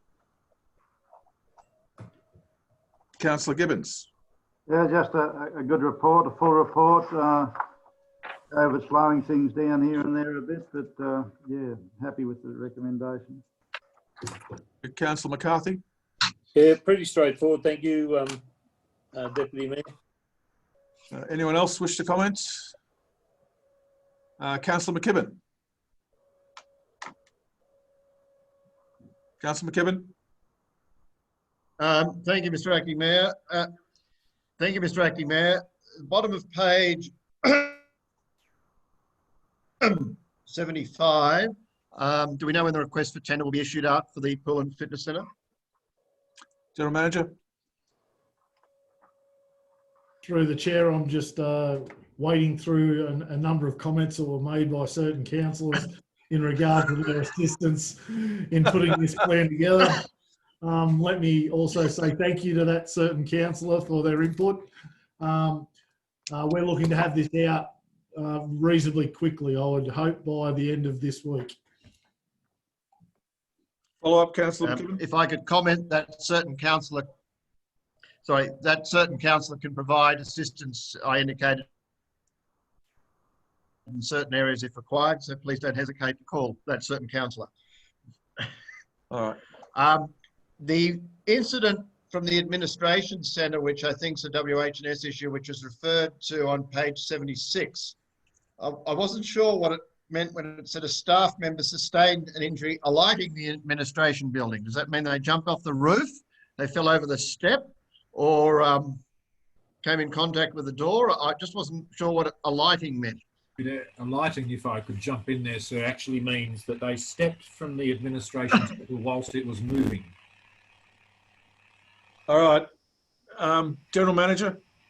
Alighting in this instance was removing themselves from the office and a incident occurring when they tripped over a mat. Thank you for clarification. I thought it might have been something worse, more in the light of what Councillor Doney was saying. Apart from that, I have no further comments on that. Anyone else with comments or questions? Acting. All right, if not, I'll put the motion. All in favour? Against? Motion passed. All right, item 1402, monthly activity report, planning and development. Recommendation that the item is received as information. Mover and a seconder. Councillor Doney and Councillor McKibben. Councillor Doney.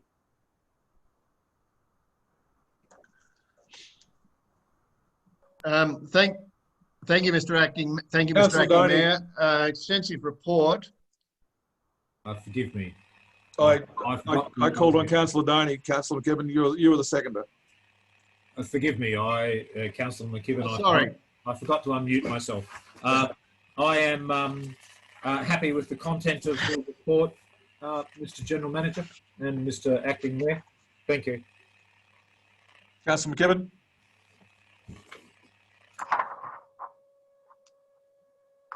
Councillor McKibben.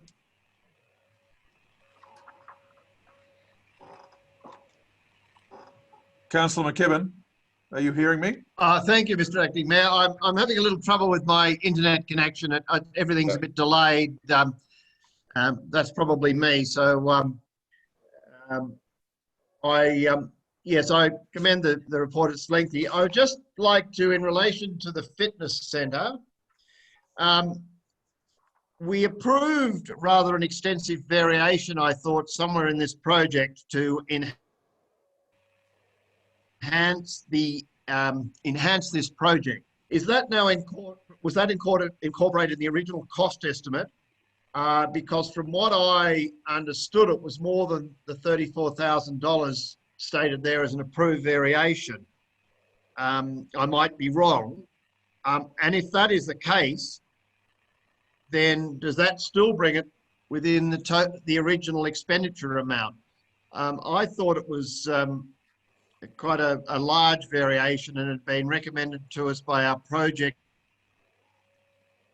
management company at the time to enhance the facility to make it more appealing to the community.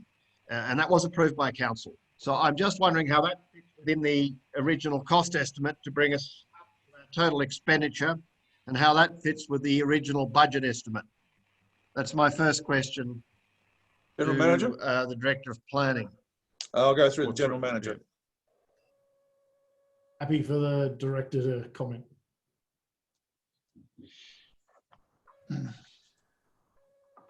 Yes, that's correct, through the chair. It was a lot larger than the $34,000. This was straight from the project management team. They gave us a final report, and this was purely put out of that report. They had those numbers inside the report. I just simplified it for the sake of the council report. I can get it to you offline if you so desire, but it's in your project plan. Through the chair, just to add to that, that does include the variations of the change in scope in the original cost estimate.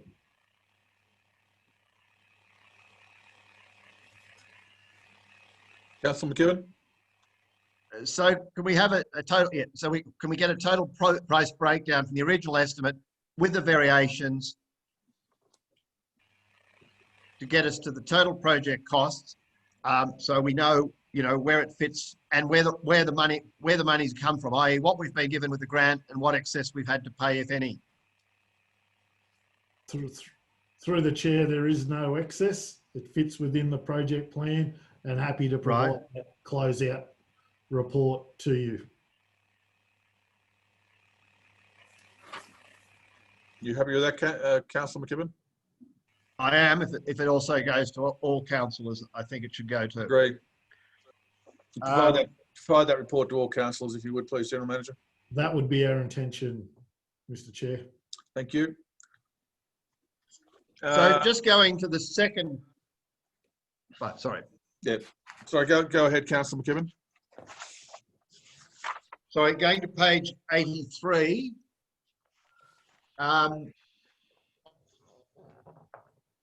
on the living units, independent living units. So that actually, as I understand it, sets out the full price increase. So we've got the original contract amount, the preliminaries approved, variations, the carport's landscaping. So we're over budget by Not. 4,000. Is that correct? Do I read that correctly? For the chair, under budget by 4,000. Or are we under budget by 4,000? We're under budget by 4,000. Is that how I read it? Sorry? Yes. And when do we believe it'll be completed? Through the chair, hopefully in the next 3 or so weeks. As I mentioned in the report, there's been some delays with gas connection, but yeah.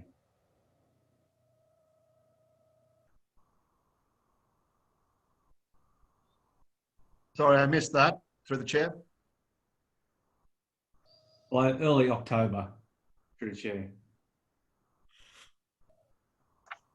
So there'll be a full report at the next meeting. I move the recommendation that the report at 1402 be accepted by council. Thank you. Now, any other questions or comments? Councillor McCarthy? Yes, Ms. Deputy Mayor. Where does it show the reinstatement of the double garage that was there? Is that in the original contract? Through the chair, that's in the carports landscaping. It's in that one. It's in that section there. I didn't. Yeah. No, that's fine. And the other one is it's council agreed. We've missed 2 heritage meetings. Would council agree to we maybe have the next heritage meeting at the O'Connell bushfire shed? Seems that you can fit a few more people in down there, and due to the age of the participants, maybe that would be a better venue site. I think we can get 18 or 20 down there, can we? Whereas we can only get 12 in the chambers. How does council feel? I think we'd need to check that. I thought 12 was or maybe you're right, could be as high as 18. I'm just thinking how many we had, about 12 there last night. We could take more. Councillor McCarthy, I think as chairman, you have that ability to move the location to suit the circumstances, and I think if the fire shed works well, it works well. Okay, thank you. Any further comments? All right, all in favour? Against? Nil. Okay, thank you very much.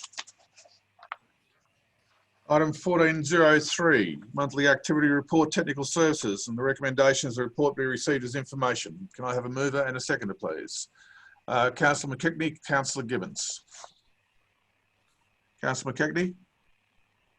Yes, Mr. Acting Mayor, a good report and a challenging time with snow events and some storms.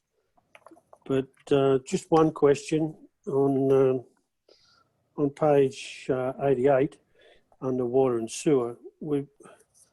The last sentence, the source of dirty water is yet to be determined, with flushing of the mains the only solution at present. This is rare to hear again today, and yesterday several residents, I had calls and spoke to several residents down the street, different areas of town with pretty ordinary water. They had some samples and showed me, and I hope that they took the advice and referred the complaints straight to the council. I think they did, some of them at least.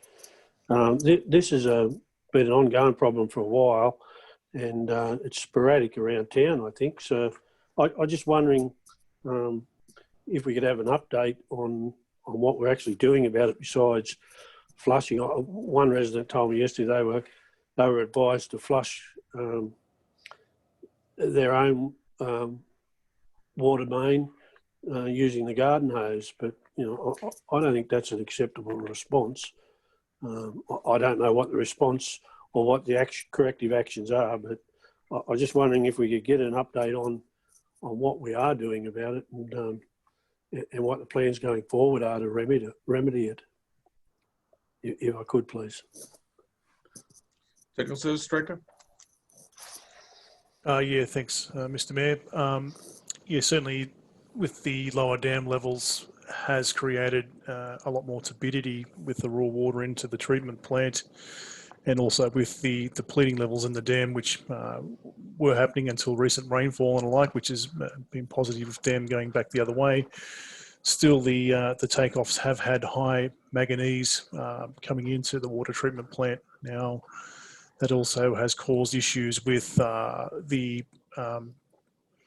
filtration of water, certainly the membranes requiring more frequent cleaning, and has a lot of apparatus and the like. So the manganese has a tendency, even though coming out clear on the within the water, is of no health concern, but it does have a tendency to over time cling to the inner linings of pipework, and with that has a tendency also to release as it becomes deposited within pipes and chases through the system. So that can create certainly more dirty water issues, that do go with the water demand through the water reticulation pipelines through the town. The remedy of what we are doing at the minute is certainly monitoring those issues, but the plumbing staff are flushing hydrants and alike. We have certainly put an advertisement out on Facebook today indicating much the same, but also advising that if residents are experiencing water issues, certainly they can assist by flushing or releasing water through their individual taps. But again, contacting council so we can certainly get around and let some water out of the hydrants in the side of actually trying to clear water lines as quick as we can. So it is an ongoing issue, but manganese appears to be one of the key elements or culprits involved with the dirty water at the minute. Thank you. Councillor Gibbons. Yeah, through the chair, just with the roadside vegetation works, the excavator and mulcher seems to be going gangbusters, clearing the canopy. Just wondering, you keep a record of kilometres done versus hours completed or not there? Through the chair, I don't actually have that record, but I certainly could facilitate out of interest some statistics on that. Yes, I could do that. Oh, thank you then. It just gives us a bit of an idea of how we're going and how much work's involved and how long. Just on page 88, there's just a spelling mistake. We've got Napier's Road there under the works on local roads. It should be Nupier's with the N-U-P-I-E-R there. Halfway down the page. Don't suppose we've heard anything else with regards to Sheps Hill and the road works that are falling to pieces out that way? Through the chair, certainly we've been in contact with Transport for New South Wales, currently facilitating some geotechnical investigation work, which is envisaged to happen here in the next few weeks. The RMS are undertaking, or the Transport for New South Wales, as they formerly were, Roads and Maritime Services, undertaking those particular geotechnical investigations, and will form the basis of the outcome for pavement repairs through that Wattle Grove section of road that they actually completed around about 2 years ago. Thank you. Just the last one, attendance of external meetings is the Central New South Wales Joint Organisation Water Utilities. Any comments on that meeting?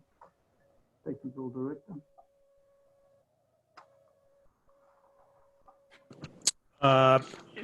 No, it's more operational matters in relation to joint council businesses, I suppose, and running their water facilities and alike. At this stage, there's really nothing to report other than concern around ongoing monitoring of COVID and the like in and through sewage treatment plants. At this stage, I mean, Oberon Council has been quite fortunate. We haven't had any cases, but yeah, certainly it may be something that council looks at partaking in a monitoring process into the future. Thank you. Councillor Doney. Thank you, Mr. Acting Mayor. Just a couple of comments. 87 Carlwood Road. I've been along there a few times on the western end where they're extending through to Saunders Road, and I'd have to compliment the work crews. That's a really rough patch of land and road surface to be working through there. Just, you know, stones of every size, really. So I think they're doing a pretty good job through there. Page 88, Parks and Gardens. Last sentence, staff have continued to manually clean the town gutters. Where's our gutter cleaner? Where's our truck? Yeah, through the chair, certainly we have taken delivery of the truck. We are just facilitating the staff training now to get that up and running. Talking about town gutters, primarily in the main CBD area is where that cleaning is still actually occurring at this stage. So, but we will envisage to have that training up and running here in the next couple of weeks, and that machine fully operational with staff being trained in the apparatus of that machinery. Thank you. Page 90, if I may. Yes. 19th of the 8th, 2020. Trade waste, Borg, Oberon. You know, Borg is, you know, the central to the economic health of the town in so many ways, and we used to sell them a lot of water, and that fell away, and we used to sell them a lot of waste, which that fell away too. Just what was the nature of that meeting? Through the chair again, the nature of that meeting was in conjunction with the project manager for the Oberon sewage treatment plant. Borg have or requested council to come and discuss their business opportunities with relation to the reverse osmosis and their ongoing water treatment processes as part of their business, and what opportunity they may have in terms of getting their I suppose their brine water from their processes to a point where it may be possible for consideration and seeking concurrence of the state government to then discharge back to Oberon Council's new water and wastewater treatment plant in the long term. So it was really getting an idea of you know, what that I suppose that makeup is of their business, and working with council in relation to a potential discharge into the future. Could I paraphrase that to say that they're suggesting, and I think this is a really interesting, that in fact we could be in a position where we will be buying water from Borg? No. Through the chair, no. Through the chair, can I just make some further clarification just to support Chris in this instance, and that is, if Borg were to look at a trade waste agreement, it would be for everything other than their brine water from their reverse osmosis. You know, so they are in fact looking at ways that they could potentially discharge into our system, a reticulated system, and they would pay for the privilege of doing that. All right, that's what I was just. but it is not for the brine water because the brine water can't go through any treatment process. It's everything but their brine water that undergoes their reverse osmosis on site. Hope that clarifies a couple. And what quality is that water? After reverse osmosis should be fairly good, I'm assuming. After reverse osmosis, they can use it on their own site if they want, if it's that good. It's not, the legislation won't allow it at this point in time for an STP to have salt water go through the treatment works. That's my understanding at this point in time. Interesting. And just a general one, I think I made the comment a couple of times recently, and I think there's no shortage of effort. I was looking at the pave liner working out on the Abercrombie Road. I look at the efforts along the O'Connell Road, and I don't know whether it's weather or simply, for a layman, I can only say it's the weight of the vehicles on our roads, but you know, they are taking a bit of a pounding. You mentioned Sheps Hill. There's just a number of places at the moment where I think it's almost, you can see where a truck shifts gears or brakes or turns is really showing up on our road network at the moment, and I think we need to lobby for compensation for you know, carrying that freight weight on our area roads. Continue. Thank you, Mr. Acting Mayor. Thank you. Councillor McKibben.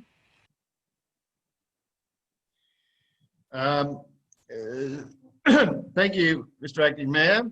A few issues. One is if we're getting their reverse osmosis water from, or considering it, surely it's a possibility it could be used to water our playing fields, if nothing else, and any proposed new playing fields, and that should be put into the mix.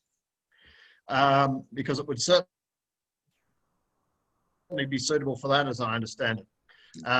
And if it had to go through the STP, we'd also need to consider whether that plant, the new plant, would have the capacity, and I'm assuming it does from the figures. But anyway, for consideration by the General Manager and the Technical Services Director. A third of the way down page 87 under road works, I also commend the crews with the mulcher. My only concern is here that it says that Mount David Road goes from Burriga to Abercrombie Road. It actually goes from Burriga Road to Campbell's River Road. Last Wednesday, I noted that the mulcher and vehicles had all stopped at Mount David. And since last Wednesday, the mulcher has disappeared. Yet it has left the piece of road from Mount David to Burriga Road not done. And I was assured by the Technical Services Director that this bit would be done. Could I ask the Technical Services Director, therefore, as the mulcher has disappeared and has not reappeared since I last saw it parked at Mount David on Wednesday, where it has gone, and is it intended to come back? Technical Services Director. Yeah, through the chair.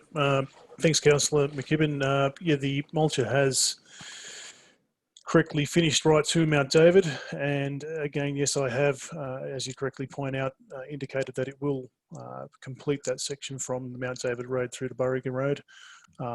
We have had to take it through to some other projects at the minute on both Edith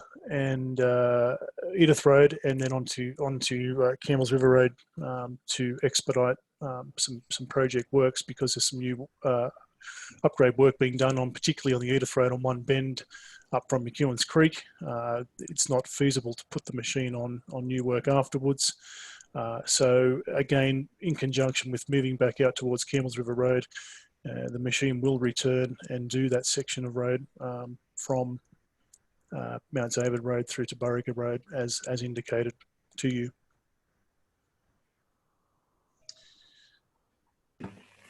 General Manager, would you like to provide a small commentary on Councillor McKibben's observation about watering playing fields with the residue of a reverse osmosis plant?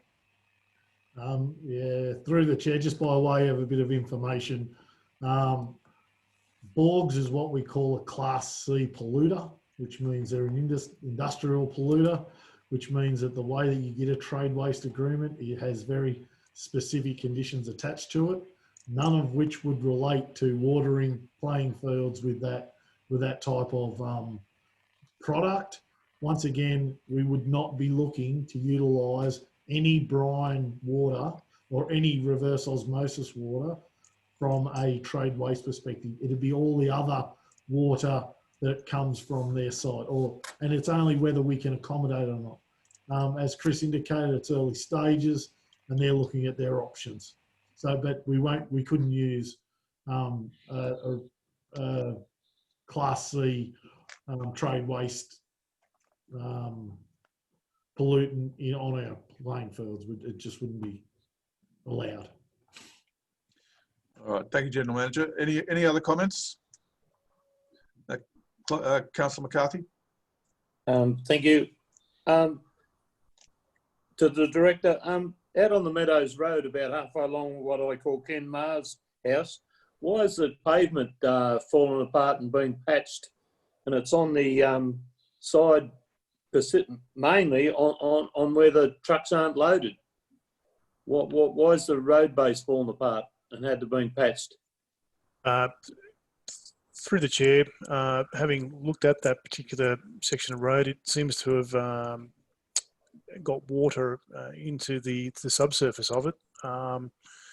And with trucks, actually, the way and the speeds that have been on that particular road, and again, it is on a corner. I believe that trucks have been going a lot wider, particularly on that pavement, and it has stripped off. So, with that additional weight loading, I believe the actual bitumen probably has lifted under the stress of the trucks and the speed they've been travelling. I have requested Forestry Corporation restrict or reduce or tell the haulage companies to reduce their speeds down to 60 kilometres to assist council in terms of the conditions of the road at the current time. So you're saying that they're getting onto the wrong side of the road loaded? Through the chair, when I was out there the other day looking at the particular pavement, there was trucks observed, certainly travelling what I would consider probably higher speeds than I would anticipate on that particular road. Okay, thank you. Could we pass to the staff a big thank you for their snow input? It was really good. And just with Parks and Gardens, can we have a look at the Wallamine Pine? I went up there yesterday. There's a stack of rubbish stacked around it, big sheets of plastic, blue plastic pieces, and I think it needs some of the bottom limbs cut off. It hasn't changed since we asked some work to be done at Christmas time when we asked it to be watered, but it was a gift to us. I think the bushfires impacted on a lot of Wallamine pines, and I think we need to preserve this one that we've been given as a present. Thank you. All right. Any other questions? If not, I'll put the motion. All in favour? Thank you. Unanimous. Next item is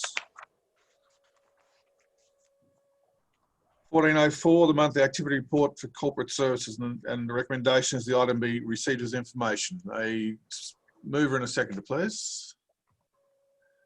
Councillor McKibben and Councillor Doney. Councillor McKibben. Thank you, Mr. Mayor. Yes, an informative paper. I was sorry I missed the walk and talk for life, but unfortunately I had children playing football that day, so it was I had to attend. And I note that the Director of Community Services included a section on the IT and information technology on page 92, 93, and we hope we have a way forward by the end of October 2020 with one or other of the providers named, and that we'd like to obviously keep us informed, and no doubt there'll be a very extensive report in what's happened in an October report. The exhibitions obviously are interested, and obviously community technology sector continues to be of major interest in these COVID times. So thank you. I'd move a recommendation. Councillor Donny? Thank you, Mr. Acting Mayor. I too am quite pleased with the report. I'll be interested in the area of information technology to see, apparently we're waiting for some sort of resubmission from Civica, and to see if they're capable and willing to do a better job. Just one of my little peccadillos, it annoys me that they call it the iCloud and then make us feel good that they've launched a product called Altitude, which gives us the impression that all this wonderful stuff is benignly floating up into the sky, and is not a problem. They would be better to call their software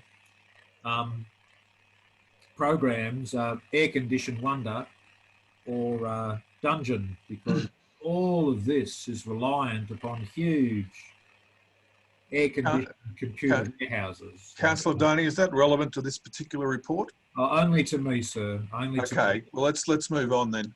Thank Anyone you. else? I'd like the chance. Is there anyone else who has a comment? Councillor McKibben. Oh, sorry. Look, it was just a rapid charge to Councillor Donny with the issues we've had with Civica to date. Maybe they should rename their program Attitude. Thank you, Councillor McKibben. My previous comment applies. All right, I'll put the motion. All in favour? Unanimous. And where are we? Statement of investments, items 1405 on page 96. The council received the report as information. A mover and a seconder. Councillors, it's about to lapse. Councillor McCarthy and Councillor Donny. Yes, the report's pretty straightforward, Acting Mayor. The only thing I was wondering whether we get a report that there's $16,930,000 there. Could we, in the future, get boxes so that the councillors know what money is available in each fund? In other words, when someone's looking for, say, Section 94, that we have a list that there's X amount of dollars in that, or there's restricted fund that there's X amount of dollars that would put away for the staff entitlements at possibly 70%. But I think we get this report that we got this money, but as we've seen in the last couple of weeks, when some councillors are looking to support something with some funding, we don't have that detail. Anyway, it's just food for thought that we can maybe change this report. Councillor McCarthy, I sympathise, but this is an investment report, but I would like the General Manager to comment on the ability to provide a report about where restricted funds are and Section 92, for example, and the level of that funding. General Manager? Yeah, I'm happy to defer this to the Corporate Services Director, who will answer it. Thank you, Acting Mayor. The restricted funds are incorporated into the quarterly budget review. Is just not it's just not practical. Staff would not be able to manage to report it on a monthly basis. I'm happy to extend the report that we provide in the quarterly budget review to include it, but I'm sorry, we just could not do it monthly. I'd be happy with a quarterly, that'd be fine, thank you. Councillor Donny. Thank you, Mr. Acting Mayor. I pulled from the front of my diary the Note 6 restricted fund funds, cash estimates and assessments provided by the director.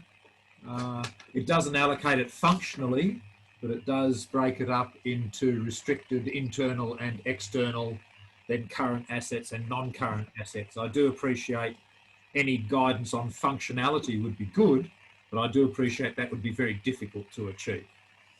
Thank you. I support the recommendation. Thank you, Councillor Doney. Anyone else? All right, put the motion. All in favour? Against? Unanimous. All right, 1406, monthly grants update. Recommendation is that the report item 1406 is received as information. Mover and a seconder, please. Councillor McKibben and Councillor McKechnie. Councillor McKibben.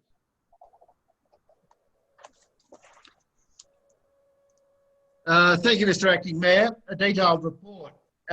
It's good to see down page 99 that our Campbell's River Road deviation project, what we call the aqueduct, is hopefully we may have a determination shortly, and that would be good because that would obviously fit in with our other 4.8 million for the Campbell's River Road work that's currently being done, and we'll be able to know where we are with that. It's also good to see that the round 2 of the VMT grant program, 8,000 for the tapestries, is in progress and it was being lodged. And also the Safer Roads program, where we've obviously the cluster of accidents on that Edith Road stretch. Also, which is good, is the grant application in progress for the Swallows Nest Bridge. Being a user of that Swallows Nest Bridge, I know how narrow it is. And I wouldn't, if you come down there late at night and you don't turn quickly to the right or quickly to the left, depending on which way you're coming, you could miss the bridge completely. I'm actually surprised that we haven't lost a few more cars over the edge over the years. So it's very pleasing to see that we're making a grant for that wooden bridge to be replaced and hopefully realigned as well, if that can be done at the same time. So I would move the recommendation that this report be accepted, Mr. Acting Mayor. Thank you very much. Councillor McKechnie? Yes, Mr. Acting Mayor, nothing further to add. Just a comment on, been a lot of positive feedback, as the report says, but I've had a lot of positive feedback on the fitness centre. So just add that as a note. Nothing else to add. Okay, Councillor Doney. Councillor Doney. Mute myself. Thank you, Mr. Acting Mayor. I just note on grants in grant applications, 7th of July, Burriga War Memorial Community War Memorials Fund, $8,000 pending. There's another one in there for O'Connell, which is $10,000 pending.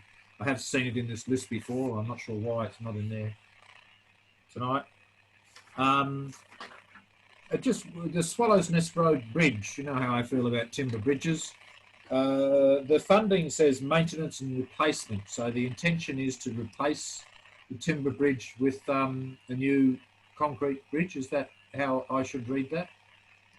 Technical Services Director. Yeah, through the chair, that's correct. It's fixing country bridges, which primarily targets the longevity replacement of timber bridges, which this one is certainly of a vintage that it does require certainly significant work. Well, ideally replacement for a better outcome for life of asset. So that's the intent at this stage. Thank you, Mr. Acting Mayor. Anyone else got questions or comments? Councillor McCarthy? Yes, just the Swallows Nest Bridge. I believe there's a contractor in the district that has a modular bridge formation that's already engineered and approved. Are we considering that rather than box culverts that continually need to be cleaned out, like the Abercrombie crossing down there? We've been down there to clean the box culverts out, haven't we? We're starting with more open than under a bridge. lets the rubbish flow through and keeps going downstream. That's all. Just asking, is it being considered? That's all. Yeah, through the chair, yeah, certainly not dissimilar to what was done on the Canninga Walls Road. Is a full spanning bridge, so that is what is being proposed, and it is a modular bridge. It's very much the same as what was done there. And again, in answer to your bridge question about Abercrombie Bridge, we work in with Upper Lachlan Shire Council. Again, that asset is actually belonging to Upper Lachlan Shire Council. I realise that, but anyway, thank you for your input. All right, if there's no more questions or observations, I'll put the motion. All in favour? Against? Nil? Unanimous. All right, water usage drought assistance. Recommendation is this report, item 1407, be received and noted. Mover and a seconder.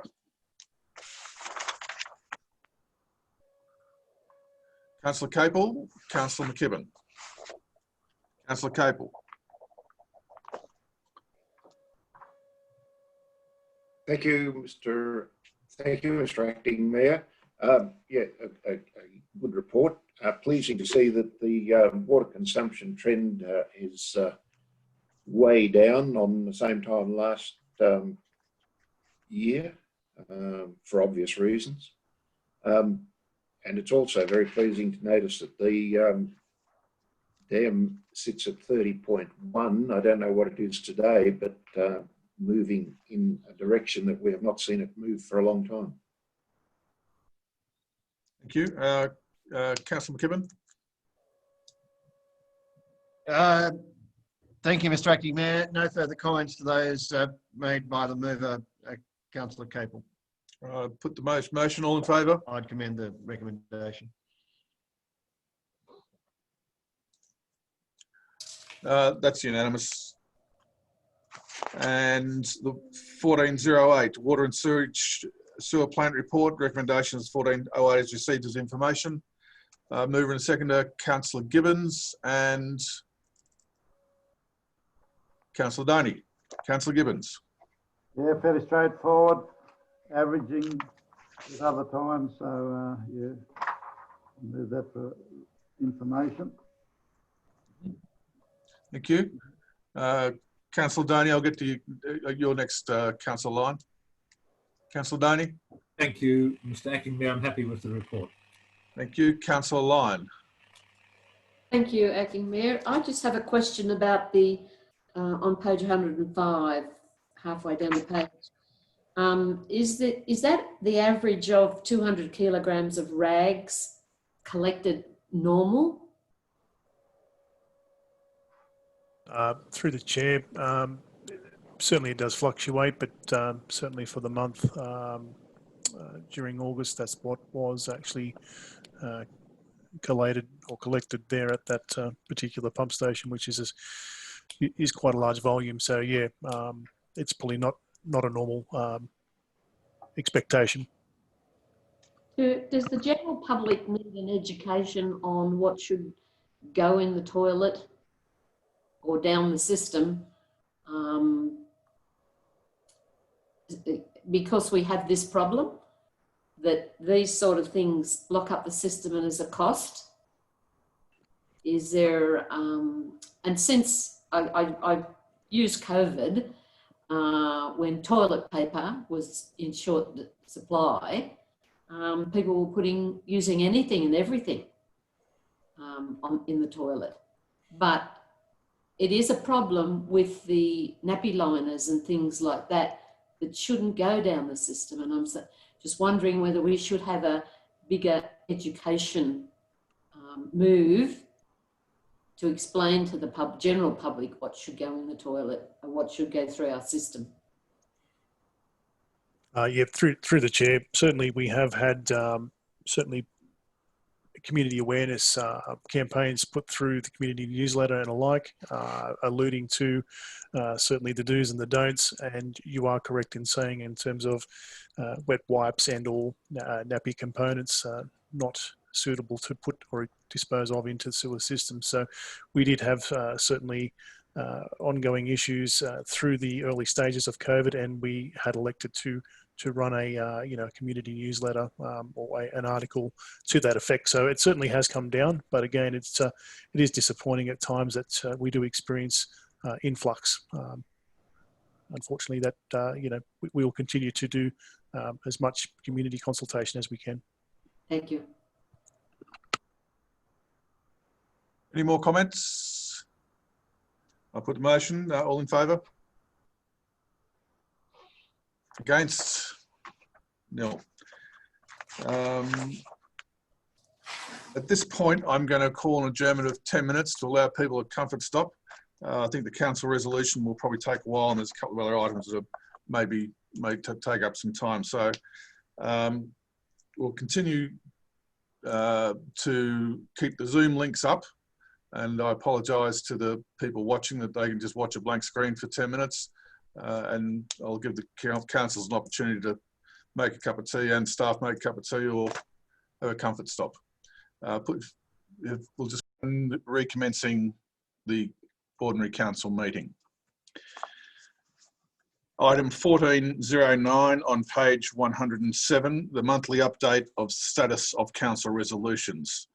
The recommendation is that the report item 1409 is received as information.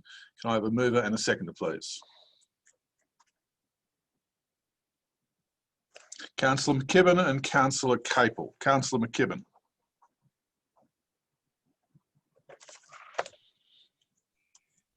Thank you, Mr. Acting Mayor. Yes, obviously, as has been indicated in previous meetings, this is a much more preferable way to view the status of council resolutions. I just have a couple of questions. The first is in relation to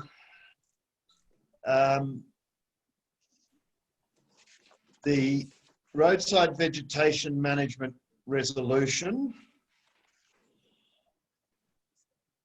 which is on page 113 under 15-200-819, and is then taken up again in page 118 at 08-18-08-20. Can I ask through you, Acting Mayor, to the General Manager, so the roadside vegetation management plan, as a result of the resolution of the 18th of August, is being amended to take the Upper Macquarie County Council comments, etc., into account. Is the roadside vegetation management plan as amended coming back to Council for consideration and approval then, or has it already been endorsed and approved? Because I thought the concept was it would come back to Council for approval. General Manager. With those amendments incorporated. Through the chair, subject to the amendments, the roadside veg plan has been approved.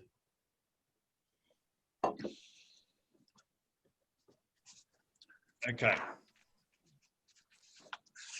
Any further questions, Councillor? All right. Yeah, sorry. In relation to the, there was an issue that, I'm just got to find it, sorry.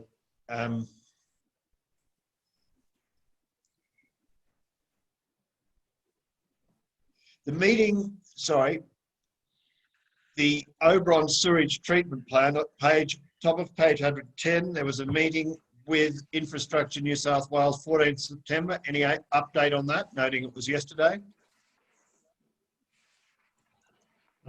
Through the chair, happy to update. It is getting the technical people in the same room to discuss those issues to forward the project. It was very, very helpful, and it seems that NSW together with DPIE are all now working together with us to work through the issues that was previously had by those two organisations. It was very good. I'm in fact looking to make contact with Julie Patton again, just to thank her for coordinating that meeting and getting everyone on the same page. So it was very worthwhile. So have we resolved all the issues, or we're just working through them?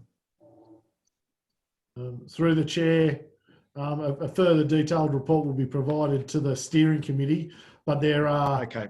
we believe that we have found the source, and I'll leave it at that at this point in time to run through with the steering committee. Thank you, Mr. General Manager. Page 113. I note that the tenders for the construction of the fluoridation building or plant room were to be returned by yesterday. When is it anticipated that we will be able to award the contract?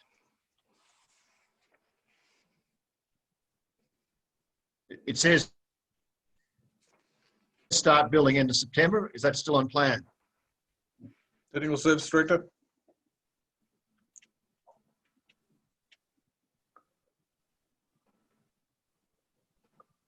Just have to come off mute, Chris. Apologies.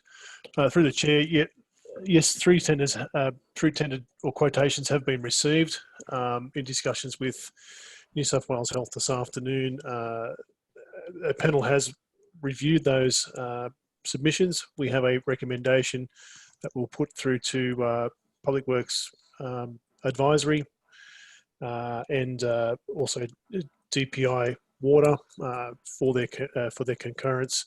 But on their recommendation, we anticipate that we have a successful contractor that we can appoint. So we're just seeking those approvals from those authorities by the end of this week, and anticipate that work will commence within the next fortnight. Thank you, Mr. Acting Technical Services Director. Through you, Acting Mayor, page 116, the notice of motion rating subcategories. This, I was made aware last Wednesday night at a New South Wales farmers meeting at Oberon that New South Wales farmers had written earlier this year to the General Manager in relation to rating subcategories and issues involving rates and the high level of rates. And I was asked whether the General Manager had actually responded to that letter, to which I could give no reply. Apparently the letter was, I think it was February from memory. But there was a letter, and it also talked about subcategories and was council considering subcategories, and asked a lot of questions. Is the General Manager aware of that letter? General Manager? Through the chair, it doesn't ring a bell. I'm more than happy to take it on notice and have a look. But I would have, in that instance, it would have been something that I would have forwarded to the Corporate Services Director, and given that she's shaking her head as well, and I'm not saying whether that she's seen it or not, happy to take it on notice and get back to you, but it's not something that I can say that I've seen. Okay, I'll follow it up also through New South Wales Farmers Oberon branch. Much appreciated. Okay.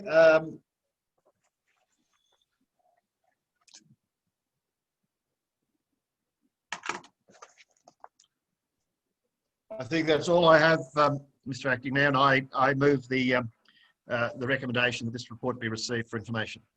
Thank you, Councillor McKibben. Councillor Capel?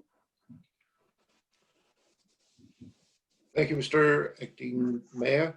No, I have nothing further to pursue. Thank you.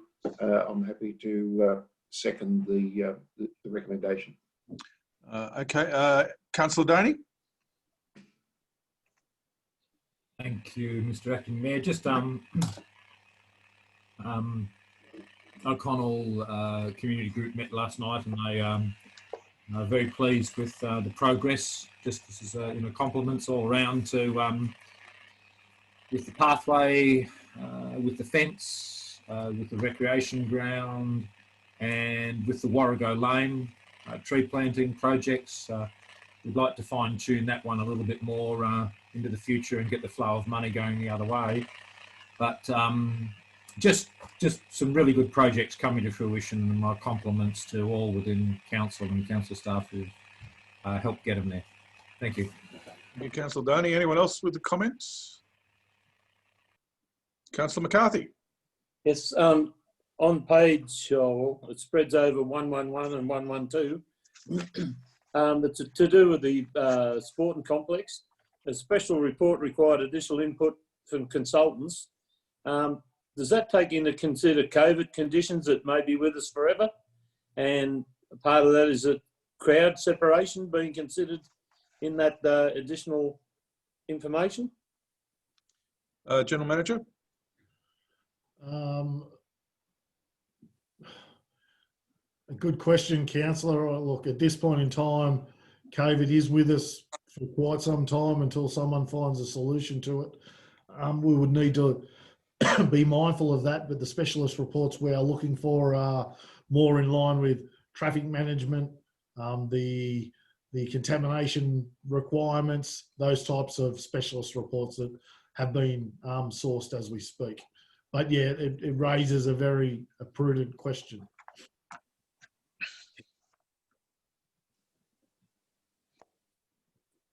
Okay, thank you.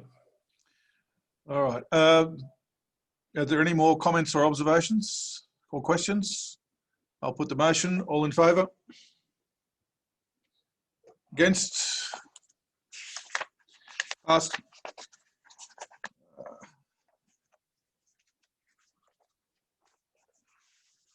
Next item is item 1410, Oberon library hours. The report of item 1410 is received as information. Can I have a mover and a seconder, please? Councillor Doney. Councillor McKibben. Councillor Doney. Thank you, Mr. Acting Mayor. Yeah, very impressive, exhaustive report. I support the library in all the functions it carries out, and in particular as somewhere warm and safe for those who need it to go. The rather exhaustive analysis of 24/7 and extending hours comes to the right conclusion that it's a bit beyond our means. But I'm just wondering, if we wanted extra hours, is it possible that we offer a part-time position for a few hours in an afternoon, so that there's no member of staff alone in the library during, in particular, the winter months? I just put that out there for consideration, but otherwise, a very good report, and such facilities as Access and Ancestry, and that other one is got people quite excited to get to the library online and use its facilities. Good report. Councillor McKibben. Thank you, Mr. Acting Mayor. Look, having asked for this report, I accept the findings, but I think the investigation was worthwhile. Those for undertaking the investigation. I realise it's financially beyond our means. I would have thought that we may have been allowed to permit remote access, or we do remote access via IT, but I was thinking with proper access cards and things, we may be able to allow access other than the necessity for staff there. But that is not a possibility. I accept the findings. And I also note the findings that by far the biggest users of the library are those over 65, and that there is not a huge demand from people in younger age groups, which surprises me to some degree, but not altogether. Thank you. I have pleasure in seconding the report. Thank you. Any other councillors wish to speak? Okay. In that case, I'll put the motion. All in favour?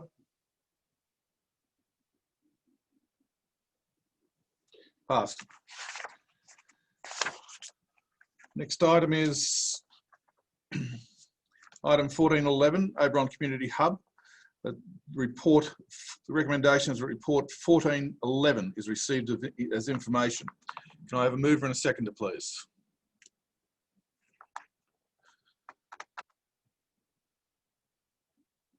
Will someone move it? Councillor Capel and Councillor Doney. Councillor Capel.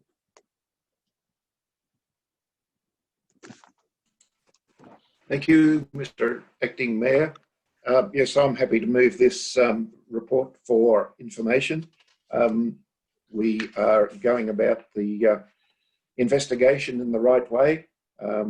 There's going to be a lot of investigation, a lot of work go into anything before the first sod is turned, obviously, and going to be important, as we know, that the community is going to be involved in the consideration. So I'm happy to move the recommendation as information. Thank you. Councillor Doney. Thank you, Mr. Acting Mayor. I think I would just repeat an earlier comment I made about the community's energetic response and opinion to issues that affect them. And I think we need to do our best to start calming some of those fears, or assuaging, or answering some of those questions. And so I look forward to this group assisting us in answering questions for the community. It has my support. Thank you. Any other comments, observations and questions? I have one for the General Manager, and that is that the second paragraph of the comment section is a little at odds with the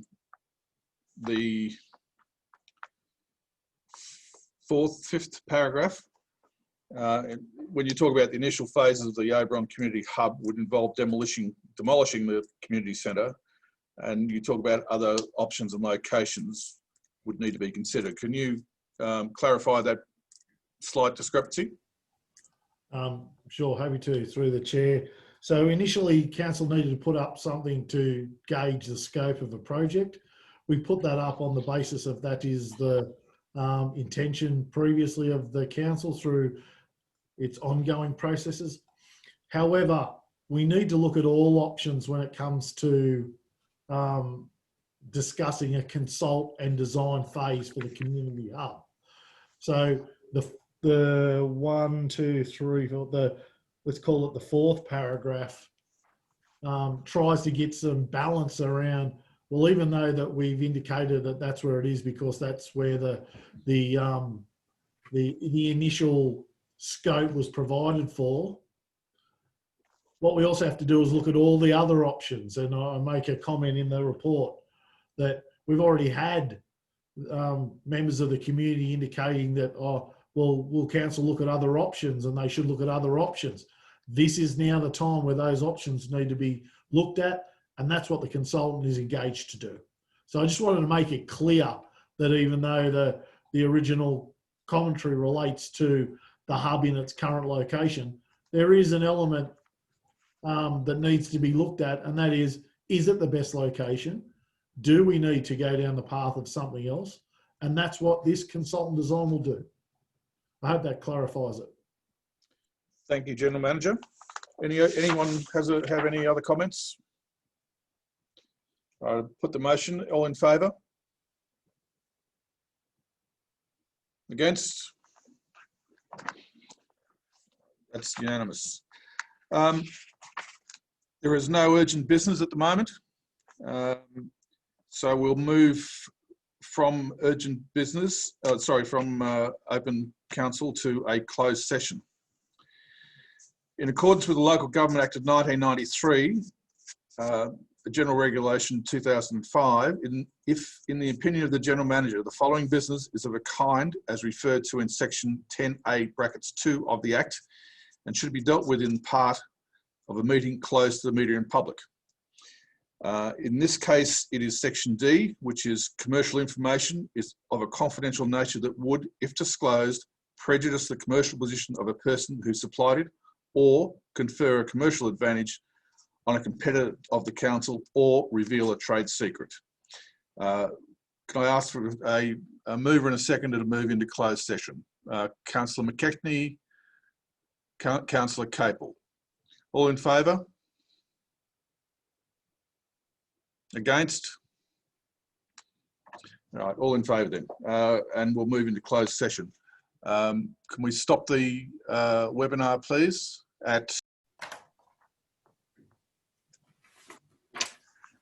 All right, the council's back in open session. And during the confidential section, a resolution was made that council accept the tender pricing submission from Regional Quarries Australia Proprietary Limited for a period of up to 3 years from the 16th of September 2020 to the 30th of June 2023.